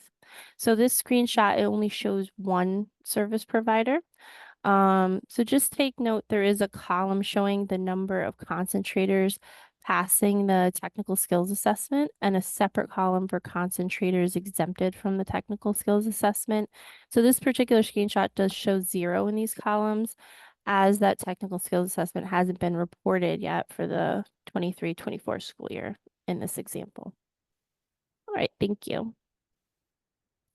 Okay, so as we're discussing CTE, I want to take a moment to mention how important it is for districts to report student credentials with CTE endorsements correctly. I think it was Pam that said there's like 27 or something options out there, and you want to make sure that you're choosing the right ones, right? So for districts, why is this important? So this will affect your CCCR, so your College Career and Civic Readiness Index. And depending how a district of resident reports a credential will also affect BOCES CTE data. So if a district doesn't report the credential with a CTE endorsement, the BOCES will not accurately be able to view these students on the SIRS 345, the CTE concentrator report, as you can see here. So if the students were reported earning just a Regents diploma, they're going to appear in column K, as you can see. But if they're reported with a Regents with the CTE endorsement, it's a separate column. So again, just make sure you're doing your due diligence and reporting those students accurately. All right, so now I went through a few slides about CTE. So did it all was it confusing or sound like another language? So don't fret. I'm just gonna take a moment to kind of like sell you Pam's student groups document because of this. So this document outlines what is needed for every student group. So when I say student group, I mean like CTE students or alternately assessed or L students. So at this link, when you click the link, you're going to see an option that says use template button, just like that, as you see, and you can download the file to your own drive. You can edit, update as you need to. But it's really helpful because just staying with the CTE theme here, the recommendations, they're sorted by domain. It tells you who should report the data, maybe the district or the CTE program provider. So this is a really helpful document. Because we do have a lot of new DDCs, maybe even your registrar, or some of us need a refresher, because there's so many moving parts with some of these student groups, to make sure that we're checking all the boxes. So check it out and share it with your registrar if you feel that it could help them out. One thing I did want to just note is, as SIRS guidance changes, if you do share this out, you might want to update whoever you're sharing it out with, because while this is a fabulous resource, SIRS guidance is always like the final say with everything. So, okay, so moving on, I have some last minute end of year data verification tips. So these will help you like check up on your data quality in level 0, 1, and 2. So we'll go through them, go through each of them. Now, if you're a more seasoned DDC, this is just going to be a review for you, but it will be new for all of our new DDCs. So the dashboard report may seem obvious, right? Like, of course, I check this every time I import, but it's best to double check before any upcoming deadline, especially the end of year. You'd be surprised how many times I see like a domain is accidentally skipped. It could be at the bottom of the page. So you should review the dashboard report after all uploads. Okay, so anything in pink in the last upload column on the right there. So that means that if you see pink, that the data was changed in the template or the domain, but it was never migrated to level 1, so that those changes weren't migrated. So to clear the pink, you need to resolve if there are any errors in that template or domain and migrate the file for level 1. So as you do this, you want to keep in mind the hierarchy of domains. So if you forget, like you have to migrate demographics before you do enrollments. If you forget the hierarchy, level 0 will definitely remind you of that. It's a newer feature in the last few years, which is awesome underneath the L1 data prep in level 0. Because it tells you any domains that need attention before you can go ahead and migrate the one that you're currently in. So you might also notice on this page any import or verification errors on the dashboard, and they're going to be in red, so you can't miss them to help bring them to your attention. And also underneath that last update column, you'll see golden highlights, or it'll be kind of like highlighted in yellow golden color. If there's new data, that's if their changes haven't been made for 14 days. But if new data is imported, that will overwrite and that golden highlight will disappear. Okay, so many of those things you probably already know if you're a seasoned DDC, but we'll just move on for a few other things. Okay, so in still in level 0, under the reports and program fact, there is an option for a category breakdown report. I love this report. So if you don't use it, definitely check it out. This allows like a one-page glance at all programs that have been reported for this year and last year.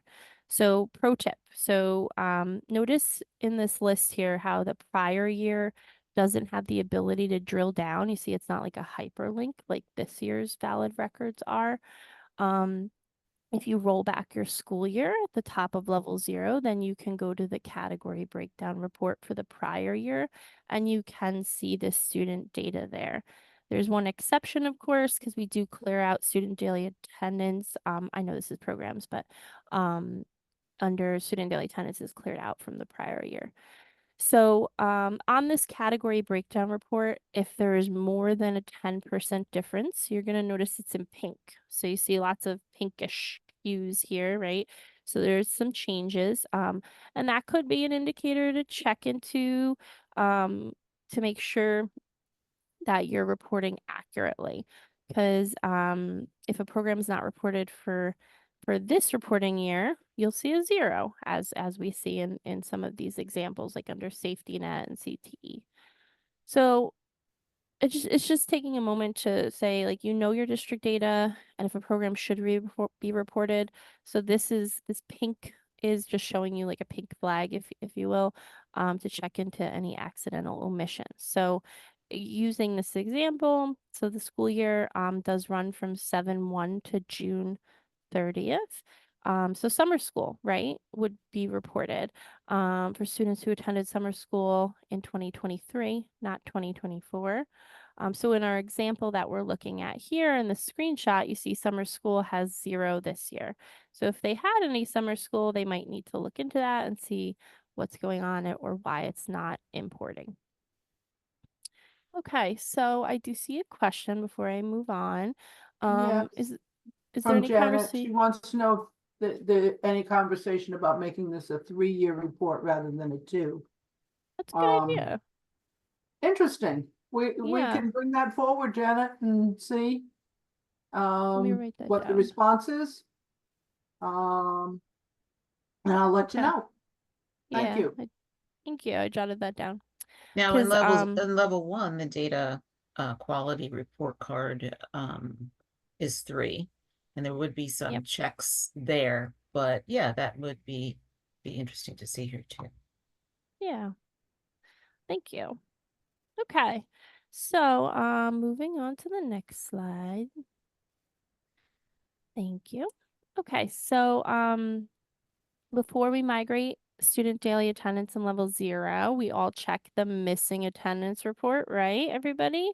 I know there's a lot of reminders when you go to migrate data, but this is one of those big ones. So how do you find this? So this report is under reports, student daily attendance, and then you go to missing attendance, and it can be pulled by the month or the entire school year. So in this example, I did entire school year because I wanted to see everything up to the last load. So depending on the size of your district, if you have a large district, it could take a little bit to run. So just be patient. So once the report populates, notice on this example, it does say attendance records through 5/21 of 24. So this tells me attendance has only been loaded up to level 0 up to May 21st. So just for example purposes, I had to remove student PII, but in this example, this is the same student. So Jenny Brown, and they have 3 records, the 3 missing attendance records. And there could be times where you get many missing attendance records, 50 attendance records, but it could end up being for the same student because every day has a separate line. So you'll notice here, there's January 24th, 25th, and 26th. So those, if you guys know your calendars, those are probably Regents days, right? So maybe the day calendar could be not set to a Regents Day for that grade. There, if you notice, they're grade 14 as well. So that could be a potential potential reason for this missing attendance. And you want to just check into that and see if your day calendar is accurate. But any date that is migrated, so if you were just to migrate this missing attendance, it will count as absent towards chronic absenteeism. So that's why it's especially important to check this at every migration, but especially at the end of the year. Okay, so moving on. I'm going to change gears now. So we're going to go to level 1 end of year verification tips. So specifically just the L1C and the data quality report card. The level 1 is a plethora of information, but these two I'm going to focus on today. So a plus about both of these is that they capture multiple domains in one report. And these can be accessed through level 1. If you don't have account access, that is granted by our testing department with your district's permission. So starting with the L1C error report, you'll see warnings, and they do not stop data from moving to level 2, but they may need to be reviewed. So it's something you should definitely still look at those, even though they are warnings. But there are also fatal errors. And what that means is it stops data from migrating to level 2. So your data, if you get a true fatal error, that data is not going to move to level 2 without making whatever the update is that you need to make. So for any of you that are new to L1C errors, keep in mind if you see a student erroring in like every domain, it's probably that they are in your nicest queue waiting on a near match. So always, take a look at those. So moving over to the data quality report card, Michelle kind of spoke about that already, and it does give you that 3-year data over 3 years, so you can compare. So if you don't look at any other reports other than these two, these two reports are helpful on level 1. And I like the data quality report card because it is color coded by all the different domains or templates. So you can kind of focus in on certain things, or even pull just certain parts of that report if the whole large report is too much to handle all at once. So one thing just to keep in mind with these is missing data does not always generate an error. So it's best to review these on a monthly basis, because it might not show up as an error, but it's something you need to look at for your data quality. Okay, so moving over to level 2 for end of year tips. So as we discussed, level 2, even if the reports are not being certified, they should still be reviewed. And I think it was Helen that gave you a little sneak peek about this already, right? So the SIRS 401 reasonableness report is a great tool to help with end of year verification, because you can see data in many subcategories. So you can search and look at just enrollment entry and exit. You can look at credentials, programs, demographics, or CTE if you reported CTE, if you're in district approved CTE provider. So it's a quick way to see if data is missing or possibly incomplete when you're comparing it to last year. So what's nice about this report, if there's a change of more than 10% from last year to this year, it'll be in red. So you see that percent is in red. So it kind of can bring your eye to it to see if there's any problems there. And then as Helen said, with the programs section, when you look by the programs, look for omitted programs. So not just going down the list, checking off what you see, but ask yourself what's missing, because a lot of times that could be a problem. Now with this report, because the reasonableness, you're only looking at this year so far and last year. If a program wasn't reported in the last 2 years, it would not show on this list. So again, just look for those omitted ones. All right, so another item on level 2, we're going to look on the next slide, is the UIAS, so Unique Identifier Audit Summary for our new people, all these acronyms, right? It's a little crazy.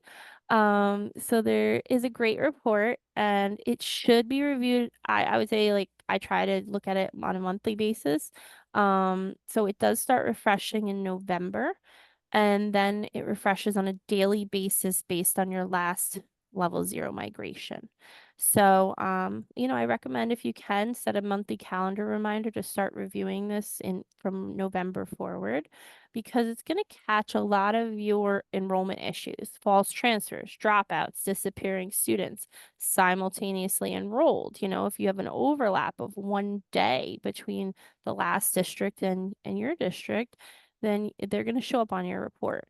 So it does take some time to go through these reports, especially the UIAS. If you're a larger district, so you can have hundreds of these.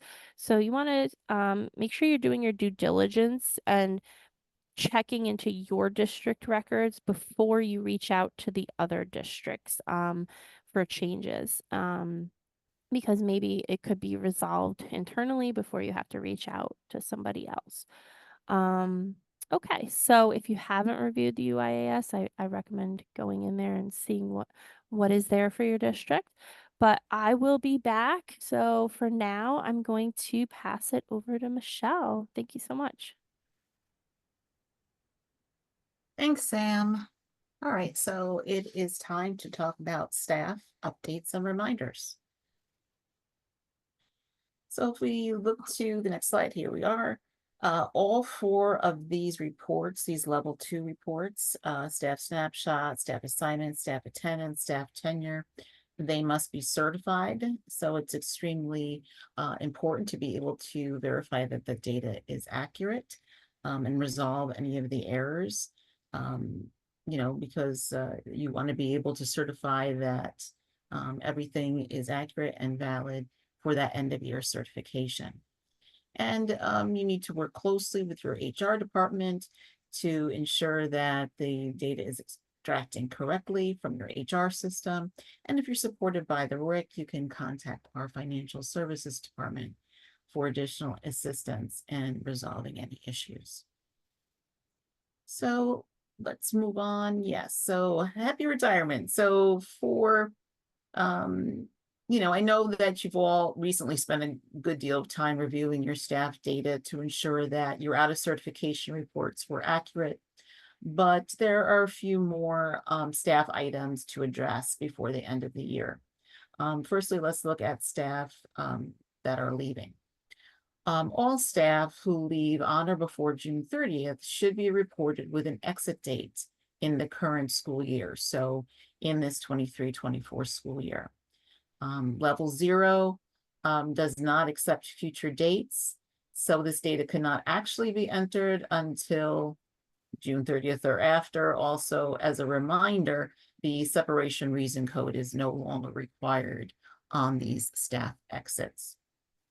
So speaking of June 30th, if you receive auto imports of your Envision staff data with our financial department, those auto imports will be ending as of June 30th. So you might ask why? Well, changes in Envision are not school year based. So if you start to make changes to that staff information that affect the 24-25 school year, before we finish out in the 23-24 data reporting year in August, because we do have that sort of overlap, those 24-25 changes could get pulled into level 0. And we wouldn't want that to occur. So, and even if you don't have auto imports of Envision staff data through us, we highly recommend that you stop imports on June 30th as well. After June 30th, we ask that you manually update level 0 with any staff changes. Please update them in Envision as well. You want them the same in both systems and in your source system, but just don't import Envision files after June 30th. A communication will be sent out on June 12th with the details regarding this, so please be on the lookout. To our knowledge, this is specific to Envision districts. If you would use other applications such as WinCap, you should be able to follow your normal process. And also related to exiting, for non-teaching professional staff with exit dates and staff snapshot, make sure that their staff assignment record or records have exit dates as well. Now, with that June 30th cutoff, I'll just reiterate that that's for all staff domains, not just staff snapshot, and staff assignment, but for all pertinent staff domains. All right, so we'll move on to the next slide.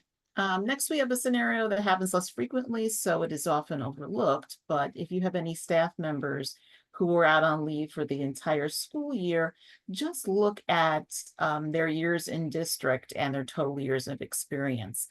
You don't want to include that year of leave, so you want to make sure that those were calculated properly. And again, for staff snapshot in level 2, you're looking at the SIRS 320 report for that verification. All right, and now moving on to staff assignment. A reminder about principals, and you want to make sure that each principal in your district, is assigned to a building, and if they have different grade levels, that they have those assigned appropriately as well. We'll talk about that in a moment, but just in terms of the principal assignment codes, they're listed on the slide here for you. And remember that any assignment start and end dates need to accurately reflect the duration of the assignment. So if you've had changes in your principals during the school year, you want to make sure that those dates are accurate. You can use the SIRS 318 to verify staff assignment data, not only for principals, but for all staff members with reported assignments. So the rule of thumb has been that districts should report staff with any of the titles listed under staff assignment codes and descriptions in the SIRS manual. Michelle, yes. I'm going to take you, I thought there was a pause. Take you back to the previous slide, and Mike is asking, based, on the full year leave. He says, does that mean medical leave when they use their days off? Well, I know if they're out for the entire school year, I don't know if the reason itself matters, but just that they're out on leave for that entire year. I agree with that, Okay, so if they have so we have a teacher who's going through chemotherapy, and she's on leave, but she's using her sick time. For the full year, Mike? Well, it wasn't the full year. She was pretty much there until like October, and then she's been out the rest of the year. Yeah, it would only apply to someone who's out for the entire year. School year. Okay. Yeah. Great. Thank you. Okay. Right. So, any other questions there? All right. So going back to staff assignment and the principals, there was a slight change or clarification in terms of in staff assignment when you use the all grades and when you may need to use specific grade levels. So in the SIRS manual, nice and specified, principals responsible for all grade levels within a location should be reported with a grade level of all. If a principal is not responsible for all grade levels within a location, report multiple staff assignment records for the principal, one for each grade level the principal is responsible for. Okay. So, and then it says for all other staff, it is not necessary to use a specific grade level. So that's where there was a change. They used to have that policy for other titles as well. And we used to see that come up, for example, like with guidance counselors. But this year they specified that using that all or using specific grade levels is for principals only.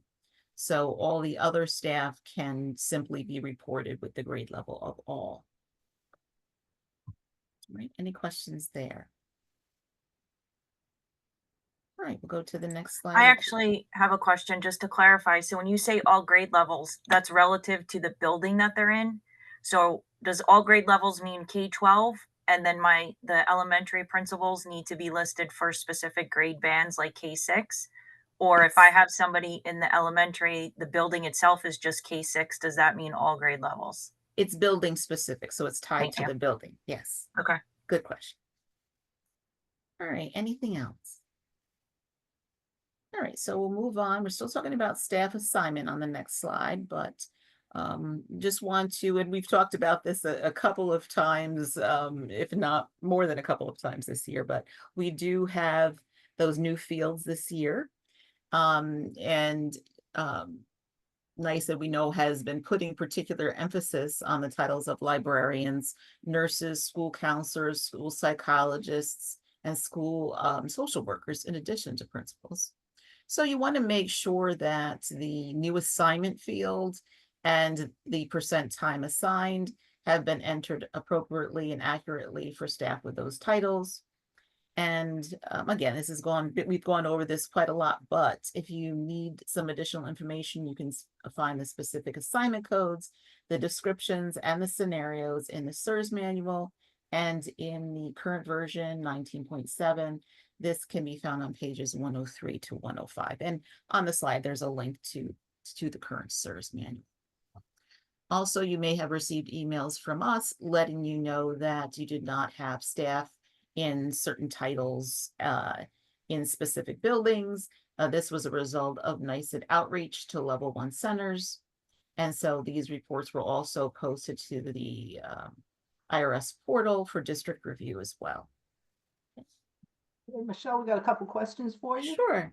From Omar, does leave of absence affect percent time assigned?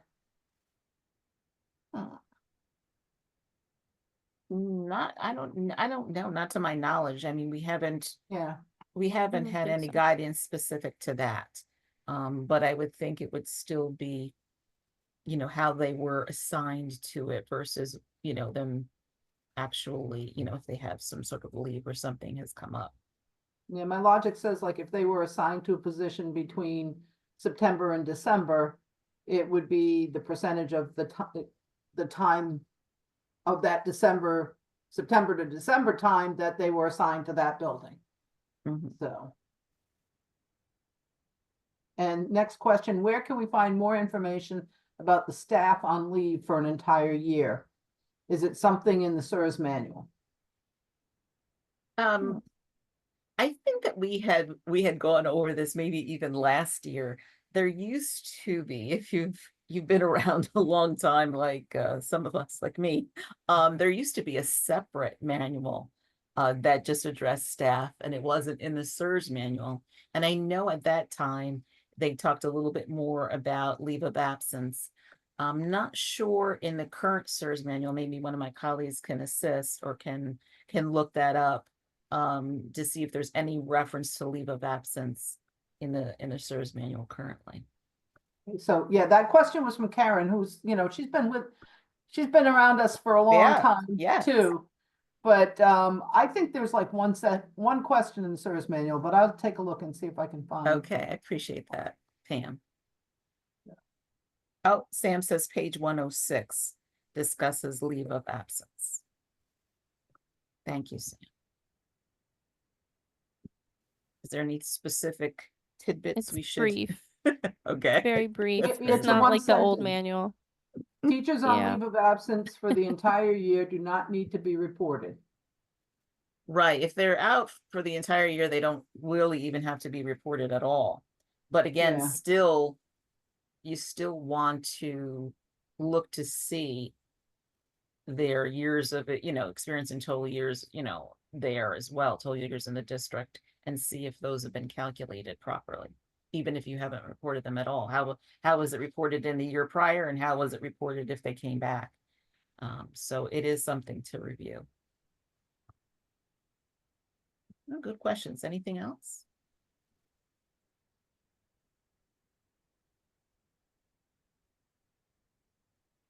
I don't see anything else. Karen is asking about years of service. That is in staff snapshot. So in staff snapshot, there are two fields. One is experience, how many years have they been in the district? And then the other one is total years of educational experience. So whether they're carried over from the old PMF and maybe from the bubble sheets before that, probably, but they are fields in current staff snapshot. And they have been making an emphasis on the total years of educational experience because they had seen that there were many cases where years in the district matched total years of educational experience, and they would expect to see variation there. In other words, if you have teachers or, staff coming from other districts, you would expect those two numbers to be different. And in the SIRS manual, it does provide a definition, and it does provide examples of what's included in total years of educational experience. Mm. All right. Any other questions there? Okay. So let's move on. So we're going to move on to staff attendance and those verification reminders. There are only certain codes that the state collects. It's B for bereavement, J for jury duty, M for maternity paternity leave, O for other, P for personal leave, and S for sick leave. So, if you review this, you notice any discrepancies, one thing to look at is to see how your local attendance codes are mapped to these state course codes. And just make sure that those local codes that you may be using are mapped appropriately to one of these state course codes. And you can use the SIRS 324 to verify staff attendance. Couple of other things is to remember that staff attendance looks at full day absences only. One of the things that I've seen pop up from time to time is, and errors around it, is that the attendance comes up and it has partial days, like 12.42, and it really should just be a whole number as your cumulative list of days out in one of these codes. So if a staff member is out for only part of a day, do not report this as an absence. Days working outside the classroom on an official LEA business are not considered absences. If more than one type of absence is charged for an entire day, like you use half of a day of sick and half a day of vacation, if it's on the same day, you can still report that as an absence because that adds up to a full day. And the LEA must determine the appropriate type of absence to report. So you're mapping those local codes as you see appropriate to these state course codes. Another area to check, just to see if there's any possible issues, is what we like to call the perfect attendance report, but I think it officially comes up as there's a staff attendance information report in level 0, and I think it comes up and there will be a warning that reads no staff attendance time reported for this teacher. Please review. And it may be perfect attendance and great, they were there all year, but it could have been something where something wasn't tracked. So just another area to check. All right. And then lastly here with staff tenure before we move on to staff evaluation. So staff tenure records are required for all staff members reported as teacher or principal. Okay, so that's who you need staff tenure records for. And of course you want to track the probationary and the tenured teachers. But if you have staff that are not on tenure track, you want to report them with a not tenure eligible for the year. For not tenure eligible, you don't need all of the fields, but what you do need is you need an effective date.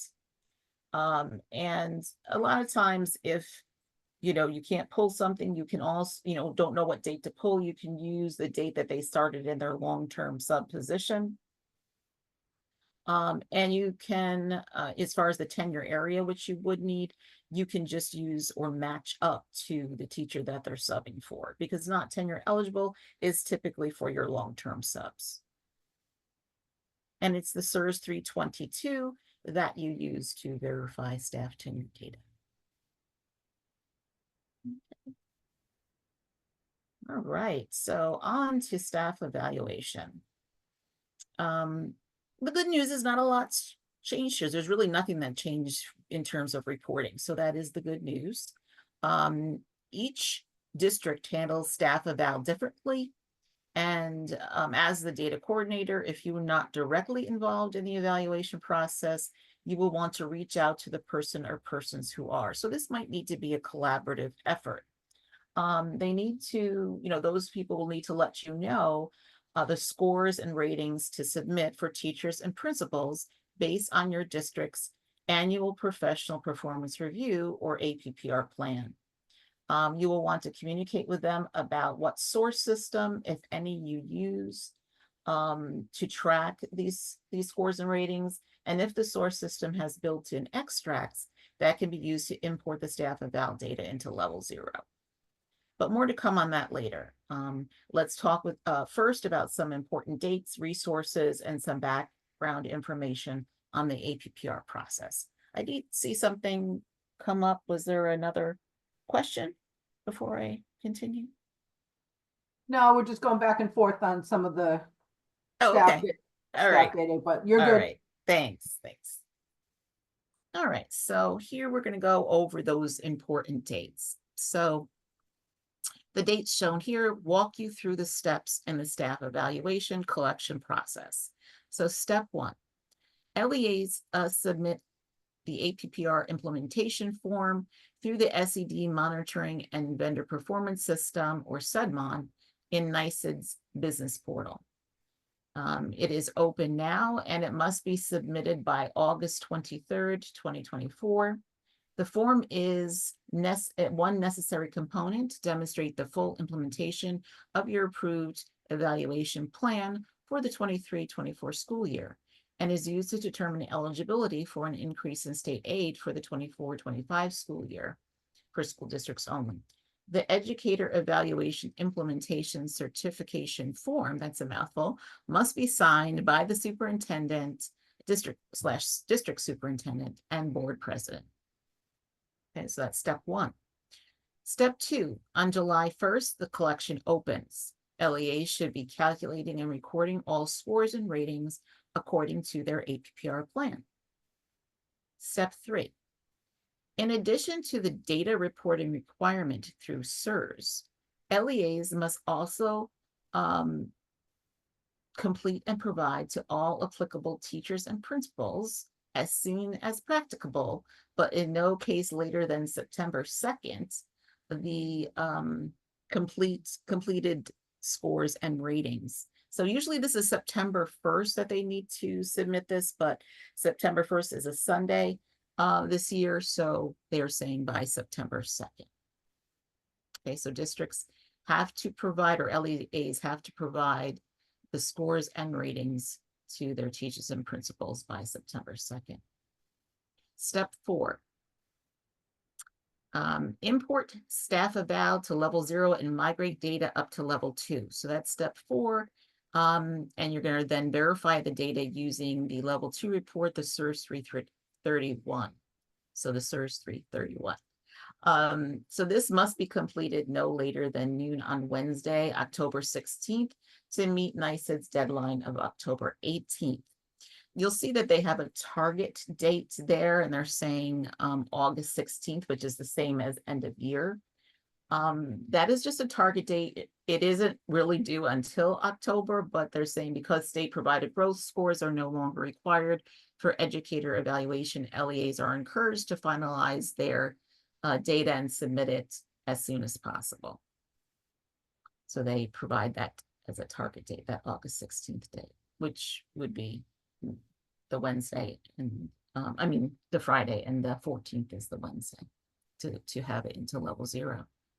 And step 5, the final step, is the certification form. So this is something that you do have to complete and submit a certification form, and that is due by Friday, October 25th. And the certification form is accessed and must be submitted via SEDMON on the business portal. All right, on the next slide, this is just a list of resources. This is where I got the information for the slides that you're seeing. I would recommend taking the time to review these, especially if you're new to staff evaluation. There are a lot of there's a lot of good information here, even more than what I've listed. Under closeout reminders and FAQ, the first bullet is the main page where you'll see some of those other resources, which are sub bullets on those page. And there's some other ones there as well.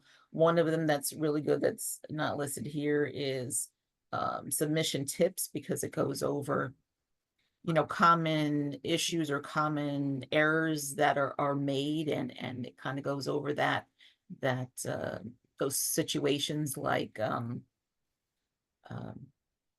you know, should I you know, submit a 0 for a subcomponent where a score wasn't collected? You know, and the answer is no. If you didn't have it, you don't report anything. So it's those types of tips. So that's very handy. And then there's more of a complete manual at the bottom and more complete guidance under that educator evaluation guidance. Okay. All right. So, as I stated, each district's APPR plan is unique and details how scores and ratings are determined for each applicable teacher and principal. There are 3 categories involved. 1 is student performance, 2, teacher observation, principal school visits, and 3, overall rating. We'll dive deeper into the reporting of the scores and ratings in those categories in a few moments, but first let's me talk about the types of APPR plans. Districts may have one of 2 types of APPR plans. So there'll be a number 1 on the slide in a moment and a number 2. So that's what I'm talking about when I say 2 types of APPR plans. These plans then may be further defined by variances or supplemental forms, which will be number 3 on the slide. The reason that the APPR plans have different characteristics, as you'll see, it's based on date, right? So based on approval. So you'll see that plan number 1 is plans approved prior to 1/1/2000, and plan number 2 says plans approved after 1/1/2000. And the reason there's a distinction is due to an amendment passed in 2019, which excluded the required use of the 3 to 8 ELA and math state assessments from teacher and principal evaluation and superseded transition regulations. So, and we'll pick up on that too again in a bit, but for plans approved under Education Law 3012D prior to 1/1/2020, the required student performance score is based on original measures when they do not incorporate grades 3 to 8 New York State ELA and math assessments for state provided gross scores. And they're based on alternate SLOs if those measures those measures that do incorporate the 3 to 8 New York State ELA and math assessments. So it's just telling you how things are calculated based on what's in that APPR plan. So for plans approved under Education Law 3012D as amended in 2019 after 1/1/2020, all evaluations will be based on the measures and assessments included in task 2 and 7 of the evaluation plan. And we'll talk about where you can see those evaluation plans in just a moment. And for evaluation variances, another thing here says Ames Web Grade 4 Science removal forms approved in conjunction with an existing evaluation plan, either 1 or 2. Those measures will be replaced by any corresponding measure in those approved variances or forms. So if they have one of these variances or removal forms, that supersedes anything in their APPR plan. Okay. And just as a note, any SLOs that were based on Regents exams, NYSA, NYSA slot, or New York State science exam are not excluded because we're simply talking about the 3 to 8 New York State ELA and math assessments. Right, so that's how the APPR plans, you will see how they're structured. And if you wanted to take a look at the APPR plans, if we go to the next slide. APPR plans, or educator evaluation plans, because everything has more than one name, are listed in their entirety at that link that you're seeing on the slide. As you might expect, the entire plan is lengthy and detailed. However, NYSED prepares educator evaluation summaries that specify the necessary elements for score distribution and data submission. So they strip out, and they look at the plan, they just strip out what's necessary in terms of data reporting. So to give you those specific details in a condensed format. The educator evaluation summaries can be found on SEDMON through the business portal. We have been told by NYSED that they do not plan to put the summaries on the IRS portal this year. So if you will need access to it, you will need to be entitled to SEDMON through SEDAS, which is done by your superintendent or entitlement administrator, or you will need to work with someone in your district who does have access to this area who can get you that summary. All right, so now it's time to dive deeper into how scores and ratings are reported for, again, student performance, teacher observation, and principal school visits, and the overall rating. All right. So student performance. In the student performance category, you are reporting a score of 0 through 20 for each applicable teacher and principal. There are 2 possible scores that can be reported in this category, and each have a corresponding code. The first code is REQSP, which stands for Required Student Performance Subcomponent Score. This is the SLO, or alternate SLO, as defined in the APPR plan or from tasks 2 and 7. The second code is the OPTSP, which is the optional student performance subcomponent score. This is a locally selected measure of student growth, and in our area, we don't have very many districts who use this measure. I'm not sure. I know at one point there was like 1 or 2 districts in the region who used optional scores. I'm not sure at this point who is using them, but if you're using them, you report them. If you are not using them, you don't report them at all. So you don't have a placeholder for it. You just don't report it at all. And then just as a special note, again, if you've been working on staff eval for many years and you've seen it go through its many iterations, you may remember using transition codes like TREQSP or TOPTSP. It had a T in front of it when an alternate SLO was reported. Well, as a result of the 2019 amendment, the transition codes have been eliminated. So we're not using any codes that have a T in front of it. So this means that even if you have an APPR plan approved prior to 1/1/2000 and are reporting what are known as transition scores, you now report them with original codes. So you may be reporting transitional scores, but you are not reporting them with transitional codes anymore. So no T codes, you're using those original codes.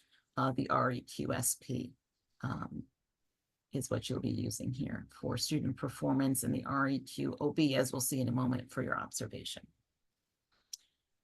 So you have one set of scores and ratings for each educator, which is nice. It simplifies the process. All right, so we went over student performance. Let's talk about teacher observation and principal school visits. So in the teacher observation principal school visits category, you are reporting a score. Okay, so again, this is a score of 1 through 4. As with the student performance category, there are 2 possible scores that can be reported with their corresponding codes. So you have an REQOB.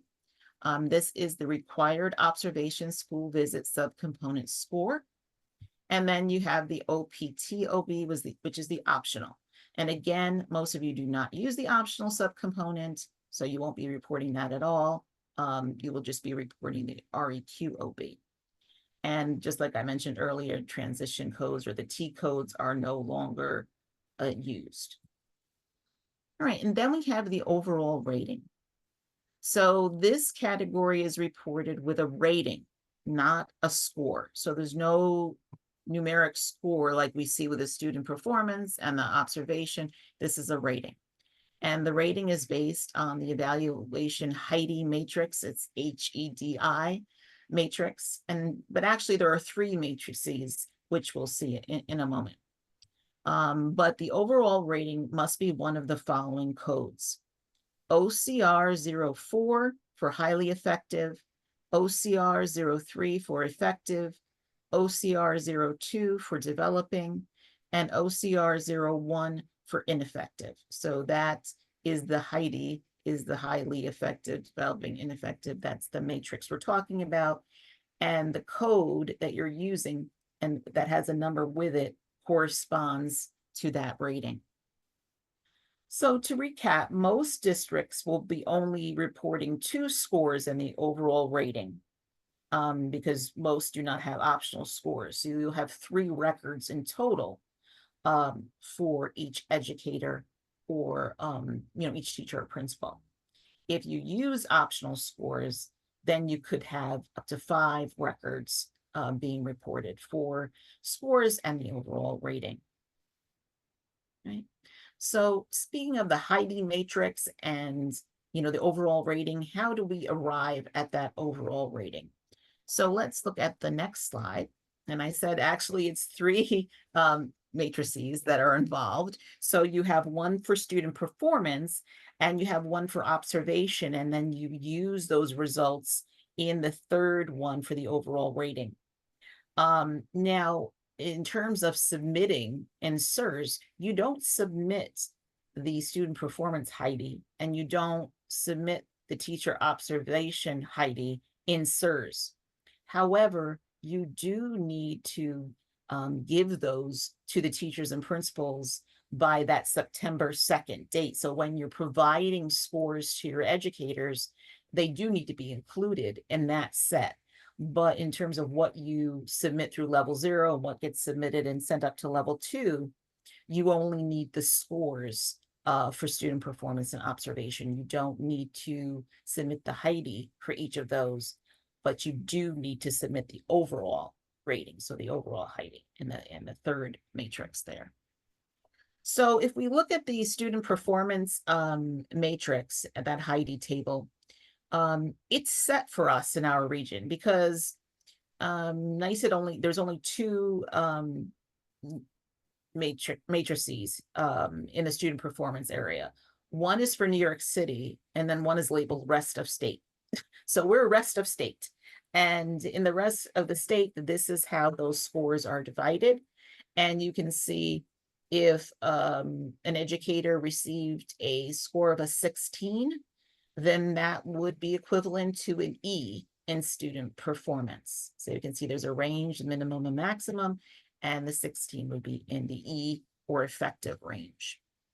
And then if we look over to the 2nd matrix, number 2, the teacher observation and principal school visit, that's a little different because we do see that there are ranges. So for example, the H says 3.5 to 3.75 to 4 could be an H. So this means that each district may have different ranges set up. So you need to refer to your APPR plan or your APPR summary to see what range your district has, and it will be specific, and you'll see a specific minimum, not a range. You'll see one entry there for minimum, and you'll know how to sort of calculate that. But let's say, for our example, the observation score was a 4 or 4.0. So we know that that would be an H. So now we have an E in student performance and an H in observation. So we come down to the overall matrix, which is number 3. And you can see along the side is student performance. At the top is observation. So we look to see where the E on the side meets the H from the top. And then that is the overall rating, which in this case is highly effective. So we know that the overall rating would be the OCR 04, OCR 04. Okay, so that would equal highly effective. So those are how those matrices all work together. Any questions there? It's quiet in the chat. So I've either stunned them all into silence, I was going to ask you to repeat or that I'm whole s- scenario, or I'm but I don't think so. I'm so good that they have no questions. I'm going to go with you. It was so good. They have no questions. Okay. All right. I like that. All Okay. right. So we're going to go to the next slide. So once the APPR process is complete and you have the scores and the ratings, then the really fun part begins. I got the fun in quotes. It's time to get an extract together that contains the data in the proper eScholar template format, and then you import that into level 0. So if your source system has a built-in extract, that's great. You know, you're ahead of the game. You can use that extract and you can import to level 0, but I do have, you know, just some caution there that I'll talk about. But you're ahead of the game if you have that built-in extract. If you don't, you're not using a source system at all, or your source system that you're using doesn't have a built-in extract, you can build your own extract using the eScholar template. So if you look at the top part of the slide here, the screenshot on the top, that is looking at the eScholar template and building a extract in Excel. First, we're going to save it as a CSV, but saving it, creating it first in Excel. And you're seeing the fields that you would need and how to complete those. So you would have your district code. You would have the staff ID. Now, 2 things here to note. It's the same staff in those 3 records because let's say in our example, they're a district where the APPR plan does not have optional scores. So they're just going to have the required student subcomponent, the required observation, and the overall. So this would be a complete, complete records for one educator. They would have 3 records. So staff ID, the other thing I want to mention is you'll see staff ID in column B and alternate staff ID in column N. You can put the teach ID in either one of these fields. You just can't put them in both. There used to be a specific requirement back in the day where you had to align that to a particular field and it had to be set in level 0. That's no longer the case. Level 0 will recognize the teach ID in either of those spots. You just don't want to put that in both of them.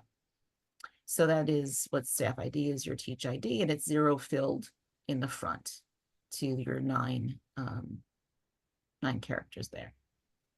C is your code or your rating. So C is where you're going to see the REQSP, where you're going to see the REQOB, and the optional ones, you would see those as well.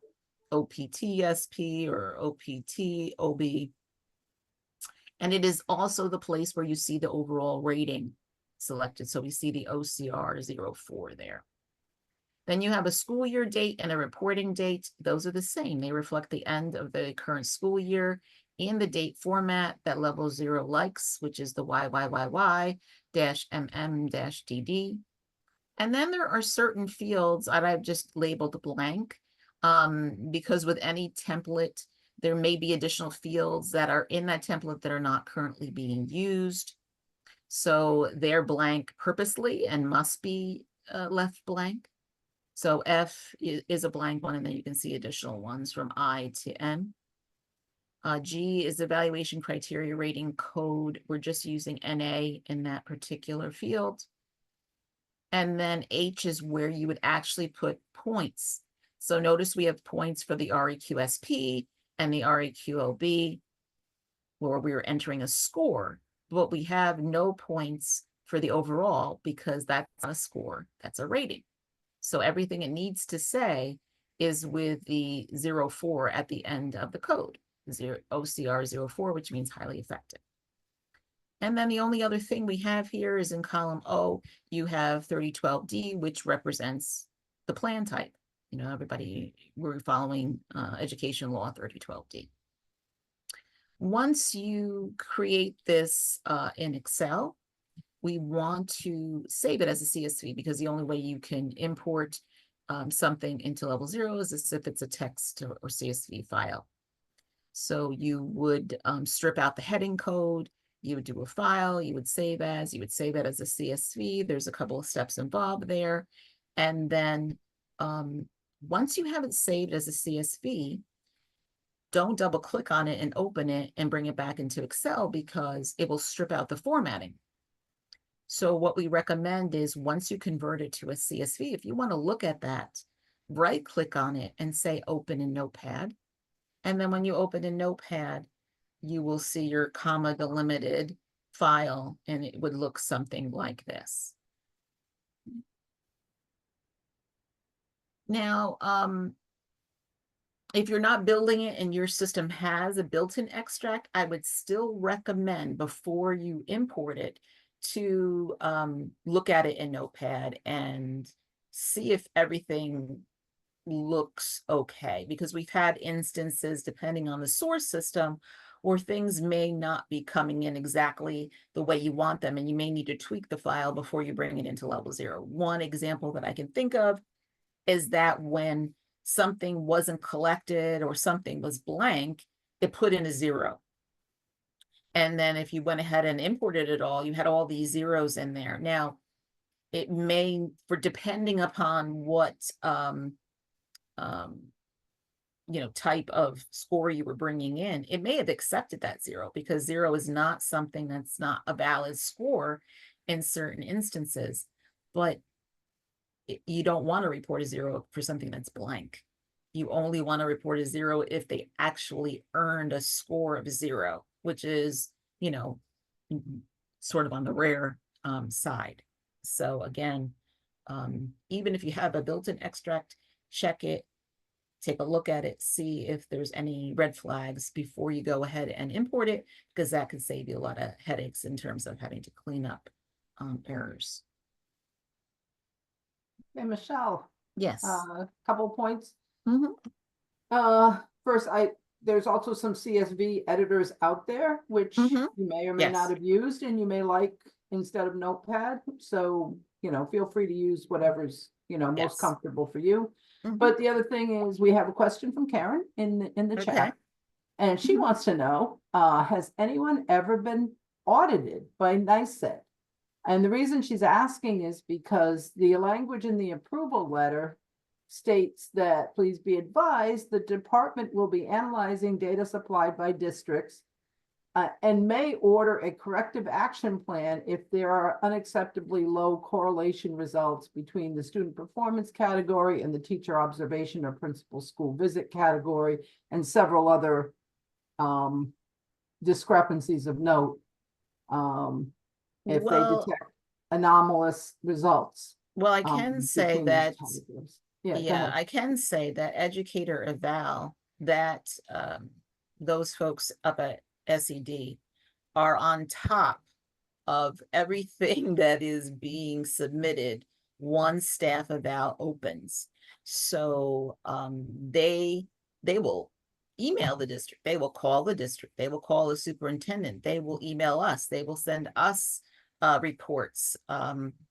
They are analyzing that at every step of the way, and you are going to get notified that you have some things that are not meshing or not matching up with your APPR plan, or you're not using the correct rating system, you're not calculating the overall rating correctly.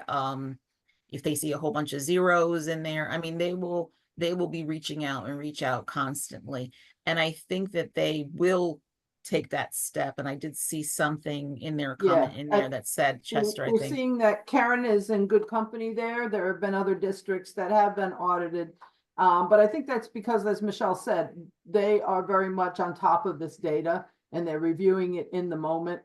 And will reach out to give you an opportunity to correct things even before things are closed.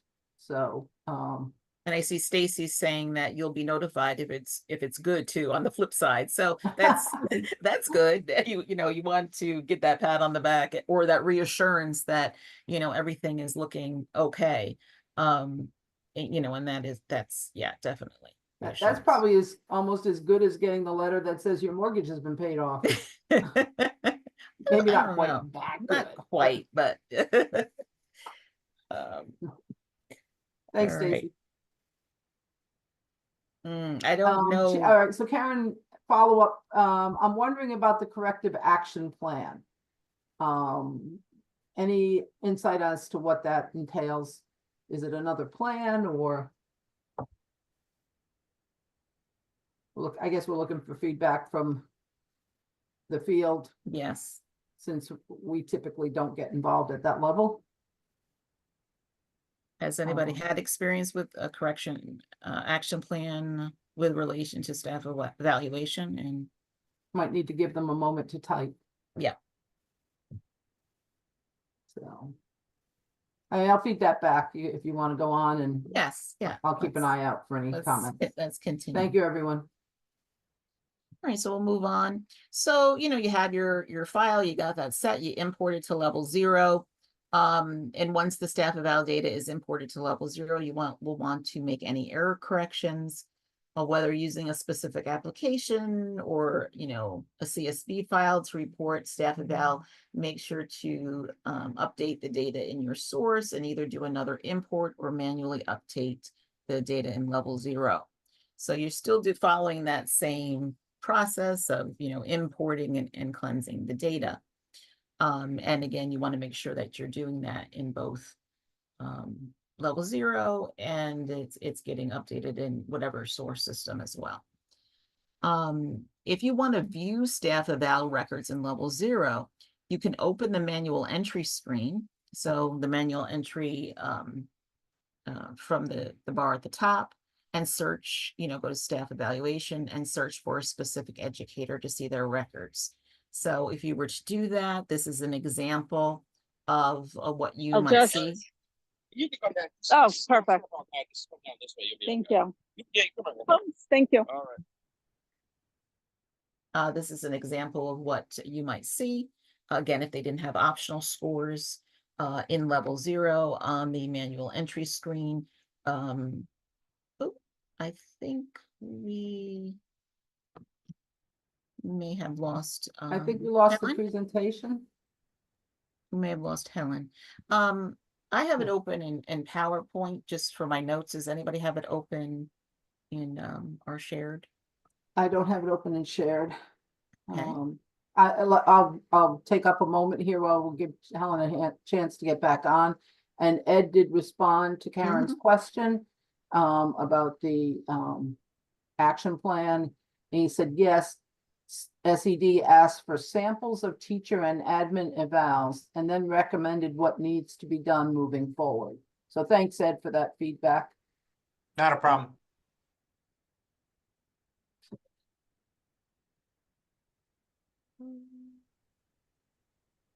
Give me a second and I'll open it from Okay. our Google Drive. Oops. Yep, Helen just IM'd me that she's having some difficulty. Okay. So All right, I'll let you bring that up. Yeah. You're just making it take longer to get to the special announcements, I know they all wait with bated breath. That's what they're waiting for. Yeah.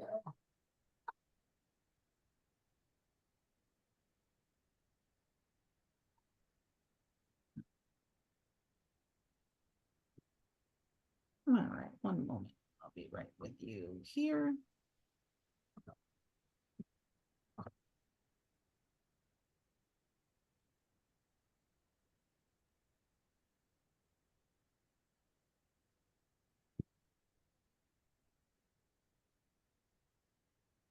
We're all loving technology at the moment. Yeah. Oh, yeah, of course. So,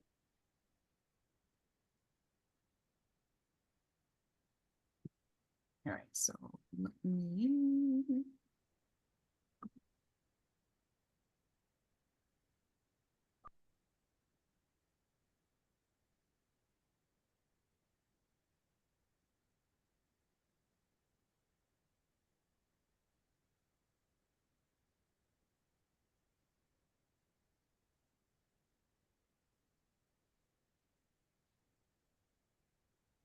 Are you seeing any of the presentation yet? no, I'm not. Not yet. Okay.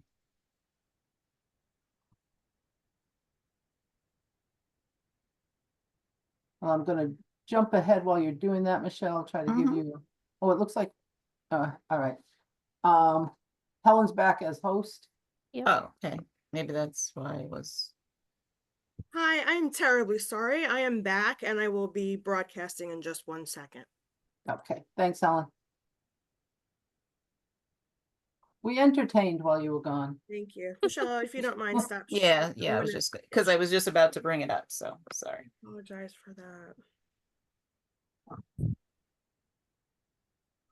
The good news is it's been reliable enough lately that we didn't have an immediate backup ready to go. That come back to bite us, I guess. Okay, so here we are. Are you able to see the? Yes, yes, thank you, Helen. So again, we were talking about looking at this information in level 0, looking at it from the manual entry screen and looking up a particular educator, and you would see these individual records come up on the screen. And then you could click view in the front of any of those specific records to bring up that data on the screen if you needed to review it or if you needed to make changes or updates. So if we look at the next slide, you'll see what that would look like. So again, it's 2 different examples here of what that manual entry screen would look like. If you click to view, one is in front of the REQSP and one is in front of the overall rating. So here, if you look at that, and if you were a small district, you could actually manual enter all of your staff eval records into level 0, although that's generally not recommended. Most often, as I said, you will use this area to review records and manually clean up errors after you've completed your import. I do want to point out for that REQSP and REQOB, you will submit the evaluation type. So if you were entering something manually here, you would go in and you would have a staff ID or a teach ID. You would go over to the evaluation type. You would click on that drop down. You would select REQSP, for example, and then the criteria code would automatically populate with that information, the REQSP and what that stands for. And then you would put in your rating points there. And if you had to put anything else in, but a lot of things would automatically populate, and then you could click validate and save. Now the differences in the example on the bottom is that you would again select the appropriate staff person, and if it was the overall rating, you would select the evaluation type OCR. But then you would have to select the criteria code for that, because that is where you would indicate the HIDE rating. So you would pick the OCR 01 through 04 and select that from there. And then you would not have any criteria rating points because there's no points. It's simply a rating. So that's how in level 0, those are distinguished, between the REQ-SP and the REQ-OB and the overall rating. Right. So once you have cleaned up all your errors, the one thing you want to remember to do is migrate. So you want to remember to go to your level 1 data prep, and you want to migrate this information forward in order for it to reach level 2. Okay. Once it reaches level 2, this is where you're going to do that very important verification. So it's the last and most important step is to verify the staff eval data at level 2. And you're going to use the SIRS 331.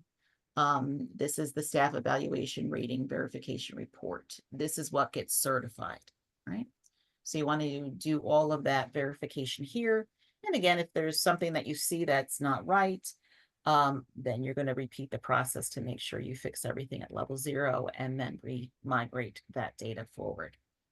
And in case you haven't heard it enough today, October 18th, which means October 16th at noon for us, is the data reporting deadline. And October 25th is the due date for the certification form, which is located and must be submitted from SEDMON. And the data team here at the RIC, we're here to assist you as you work on staff eval. Last year I created a tutorial that had 4 modules. They need a little tweaking just in terms of some of the dates and things that are due for 23-24. So we do plan to re-release those once those updates are made. So stay tuned. All right. Any other questions? The chat is quiet. Okay. All right. Okay. Thank you so much. And I will turn things back over to Helen. Thank you, Michelle. This next section is going to go fairly quickly. It is our testing and reporting services section.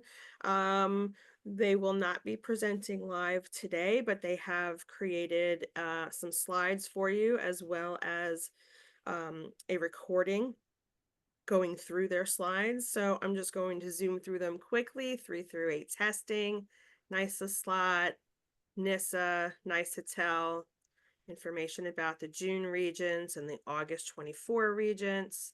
Here is their contact information if you need to reach out to them.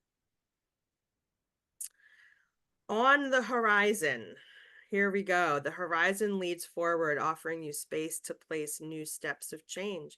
And change is coming, and it's good change. Let's see. The CRDC will be required for the 23-24 school year for public LEAs. The CRDC is not a service that the MHRIC supports. So here are a few resources and contacts for you to help with your CRDC Put it on a journey. cookie sheet. Take it flat and then just. So this opens December 9th of this year and closes March 7th, which is a different time frame than people might be used to, but it's December 9th through March 7th is your deadline. And don't forget to check the CRDC level 1 report when it is updated for the 23-24 school year, because that will have information that you can easily transcribe to your CRDC report. Sam. Me. I'm back. Thank you. Sure. All right. So just like how the counselor staff assignments were streamlined into fewer staff assignments this year, the principal and assistant principals are following suit. So the 14 principal and AP staff assignments, they're getting removed. And I'm sorry, I said this year. I meant next year. So we're talking about 24-25 school year here. So that's what all these reminders that are coming up are. So I'm just the messenger on these items. Like I said, they're removing the 14 principal and AP assignments, and they're going into these 2 at the bottom for staff assignment records of principal and just assistant principal. So as I think it was Michelle earlier, she did remind you about principals that they have like grade specific, depending on the location. Otherwise, all for the location can be used. And if they're only responsible for those certain grades, just make sure that you're reporting those specific grades that they are responsible for. Okay. So no questions. I don't see any. Moving on. So there's also another new staff assignment code. And the code is actually 2024. for behavior analyst. So there's not much to say here other than see if anybody in your district fits this assignment next year. And if so, be sure that that they're reported under staff assignment for next year. Okay, so for assessments, there's a little bit more to it. There are some new assessment codes coming our way for 24-25. So this year we did see the new 02050 code for Algebra 1, which is listed on that first line, and that began with the June administration. So while that did start this year, I do recommend still checking that the Algebra 1 is updated too, because some districts may not have updated that new course code. We also have the new geometry course code 02072 coming. So some of us that have been around a little while may recognize that code. So State Ed revived it, brought it back. This was used before the Common Core state course codes were used. So we also have 2 science changes coming next year. So one is for Earth and Space Science, and that new course code is 03008. And there's Life Science Biology, which is 03050. So your SMS will need to reflect these changes for next year. Okay. So on the next slide, there is a new individual arts assessment pathway code, IAAP. And this pathway does allow students who earn the IAAP to apply that accomplishment towards the +1 IAAP to a diploma. So they must complete like a locally determined 3-unit sequence in the arts and demonstrate through a collection of creative works and show growth over time. So I did include the link. It does have a full webinar regarding this update and a mandatory portfolio requirement details to it. So definitely check that link out for more information. All right.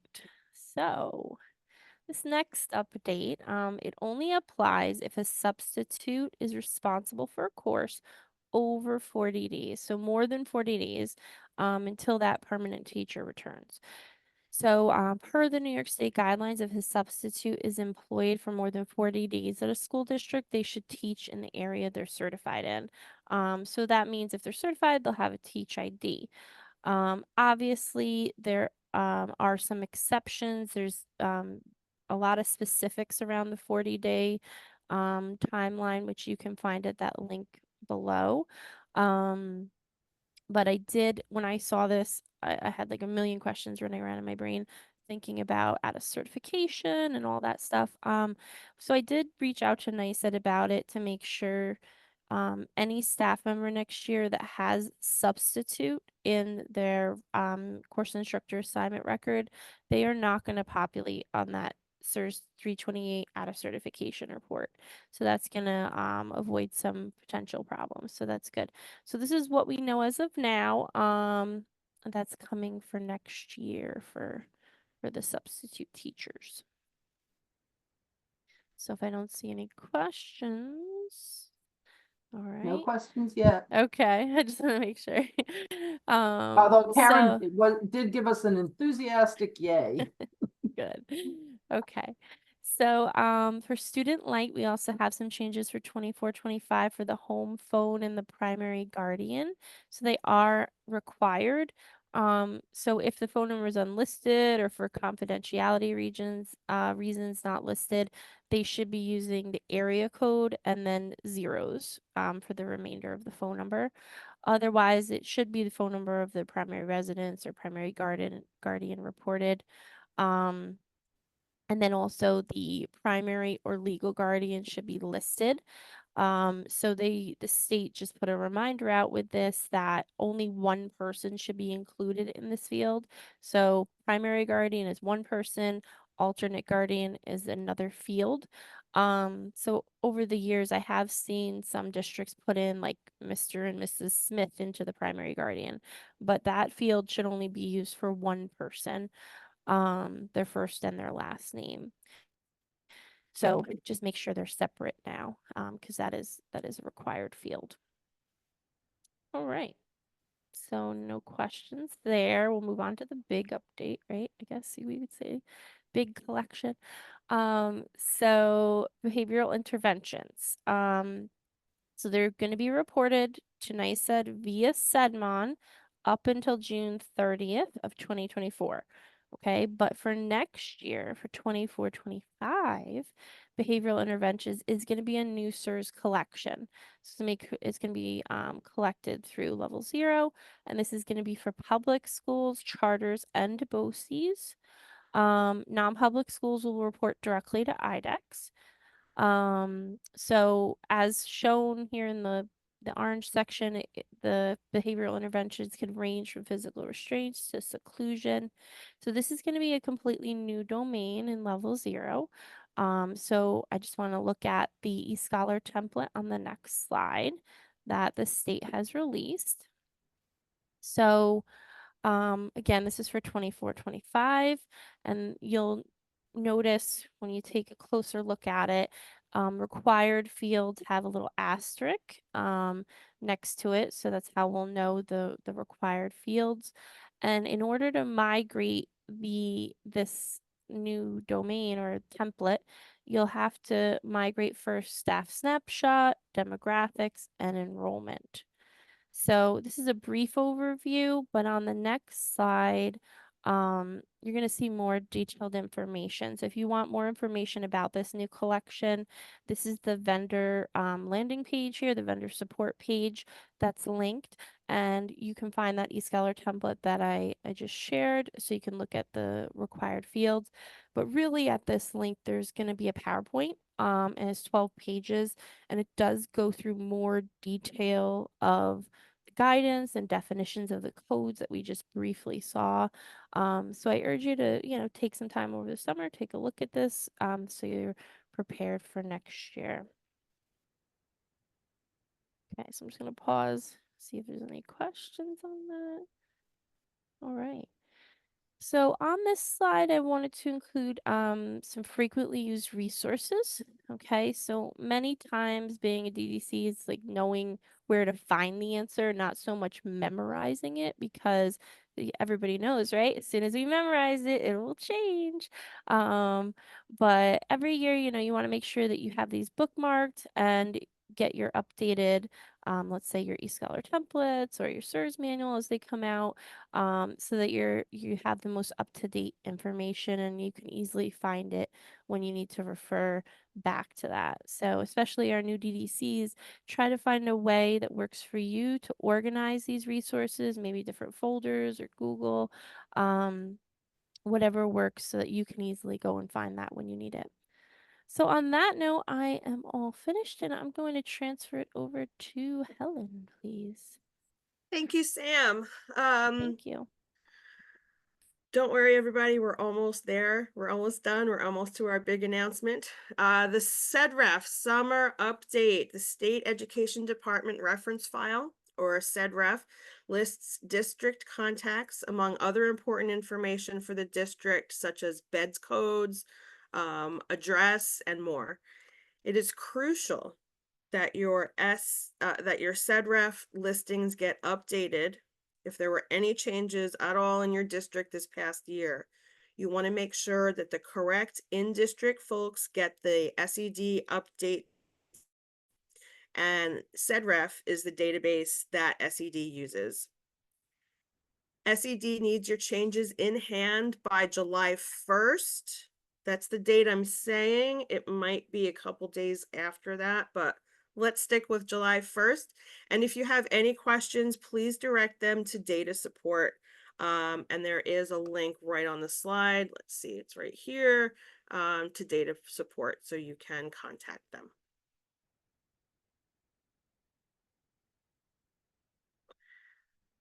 MHRIC is now using Virtru to send emails that can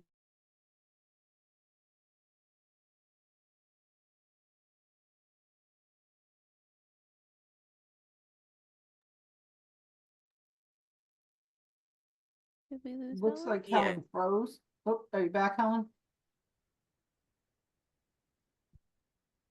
Okay. All right, I'm going to Mhm. take over for this one so we can get this Okay. show on the road here.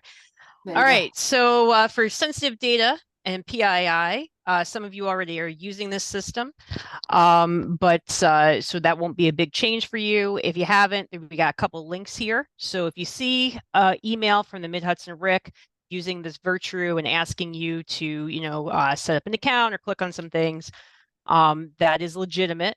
And it is primarily our means of protecting student PII, right, and being able to answer your questions more effectively. One pro tip that we are going to request from folks is please do not encrypt thank you messages, right? If your thing does not actually contain PII, don't send an encrypted email because then it can sometimes be complicated and unnecessarily. So thank you for that. All right, so now we have finally reached the big announcement that we have been teasing you about for the time of this conference. And that is that this is the last of the mega marathon 4-hour DDC meetings. We are going to be switching next year. Instead of doing a quarterly meeting that has to then kind of be this massive space and time, we are going to be switching to monthly 1-hour meetings. They will be on Tuesdays from 9 to 10 a.m. On the next slide that we're going to go to here, we have the dates for you for the upcoming year, so you can get all that on your calendar. You see the registration links on there. Now those are active. You can go on and register. And as the time goes by throughout the year, we're going to be changing the registration links to the links to the videos. So that will always be accessible on this slide in the presentations going forward. That's the big news from the DDC team here. All right, going. You're getting a lot of positive feedback on that, Mariah. I would imagine, Yeah. right? It's a bit of a slog and there's just only so much coffee in the world. All right, so heading to the next one, there's been a lot of movement last year or so. So just to remind everybody, we do have a mentorship program for new DDCs. If you're struggling to figure out what you should be doing, if you are the unlucky clerical staff that somehow got thrust into this role when you are perfectly happy being a special ed secretary, well, we have a program for you. So there's my email address right on there. So you can go ahead and give me an email if you're interested in participating in that program. All right. So these are some of our contacts, right? Now, the data warehouse help desk, that first email, that's the one that you want to contact moving forward with all questions, okay? The CSS email, some of you were used to using, that one is going to be sunsetting, okay? As of July 1st. So make sure you switch it in your address books, right? All right, and then we do have a couple of other resources we just wanted to remind you of. We have data warehouse resources on the MHRIC website, and it has a little pass key, okay, because we do have PDFs in there that need to be handicap accessible, that may or may not be handicap accessible. And we do now have a YouTube channel. And that is where we're going to be posting all kinds of different resources. So stay tuned to that channel for the next year because we have a lot coming on that we're going to be doing there. All right, see the next. Oh, we want to do an announcement about retirees. There's a couple of folks that we want to give a shout out to. The first is the woman who is basically an institution at Monroe Woodbury, which is Kristen Randhair. Going to be big shoes to fill there. The next is the man, the myth, the legend, Edward Spence from Chester Union Free School District. So that's going to be a big loss to our data community. And the last one is Loretta Zayotis from the Mid-Hudson-RIC testing team. We are very sorry to see her go, but very happy for her to see her go and enjoy her time. So, and if there's anybody else, if you want to unmute and shout out yourself. All right, so maybe we did capture everybody, or folks are shy, either way. All right, we'll move on. Any questions and answers? Or at least questions. We'll try to give you answers. There was one question from Sal in the chat. We have a student that has been in a school all year that does not have a beds code. Sal, we'll follow up with you on that offline. It depends on what type of school the student is enrolled in, but we'll get back to you on that. Because I don't have it all off the top of my head. Just want to let you know that we did get that. Oh, and Kathy Hoey, Loretta is retiring on June 30th. So end of this month.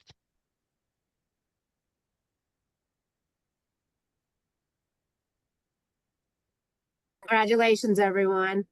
Thank you. Ed from Chester. I just want to say thank you again to everybody at the RIC. I mean, without the RIC, this job would be impossible. I went through the data administrators program several years ago. Everybody at the RIC is extremely helpful, and I hope everybody has a great summer. Thank you, and go Hambos. Thank you, Ed. We really appreciate it. We do. And that's a ditto for me, Kristen from Monroe. You guys at the RIC have been my right hand and my left hand. Loretta, we're going out with a bang. And Ed, love to work with all you guys. So thank you so much. Well, thank you so much. I hope you enjoy. I hope you folks are enjoying your retirement. Send us pictures and make us jealous. Yes. All right. Well, thank you. If there's no more questions, of course, you know how to reach us at the data warehouse email, naturally. And hope everybody has a great summer, and we're here to help you to the end of this reporting year. So have a great summer, everybody. Thank you, everyone. Thank you. Take care. Thank you.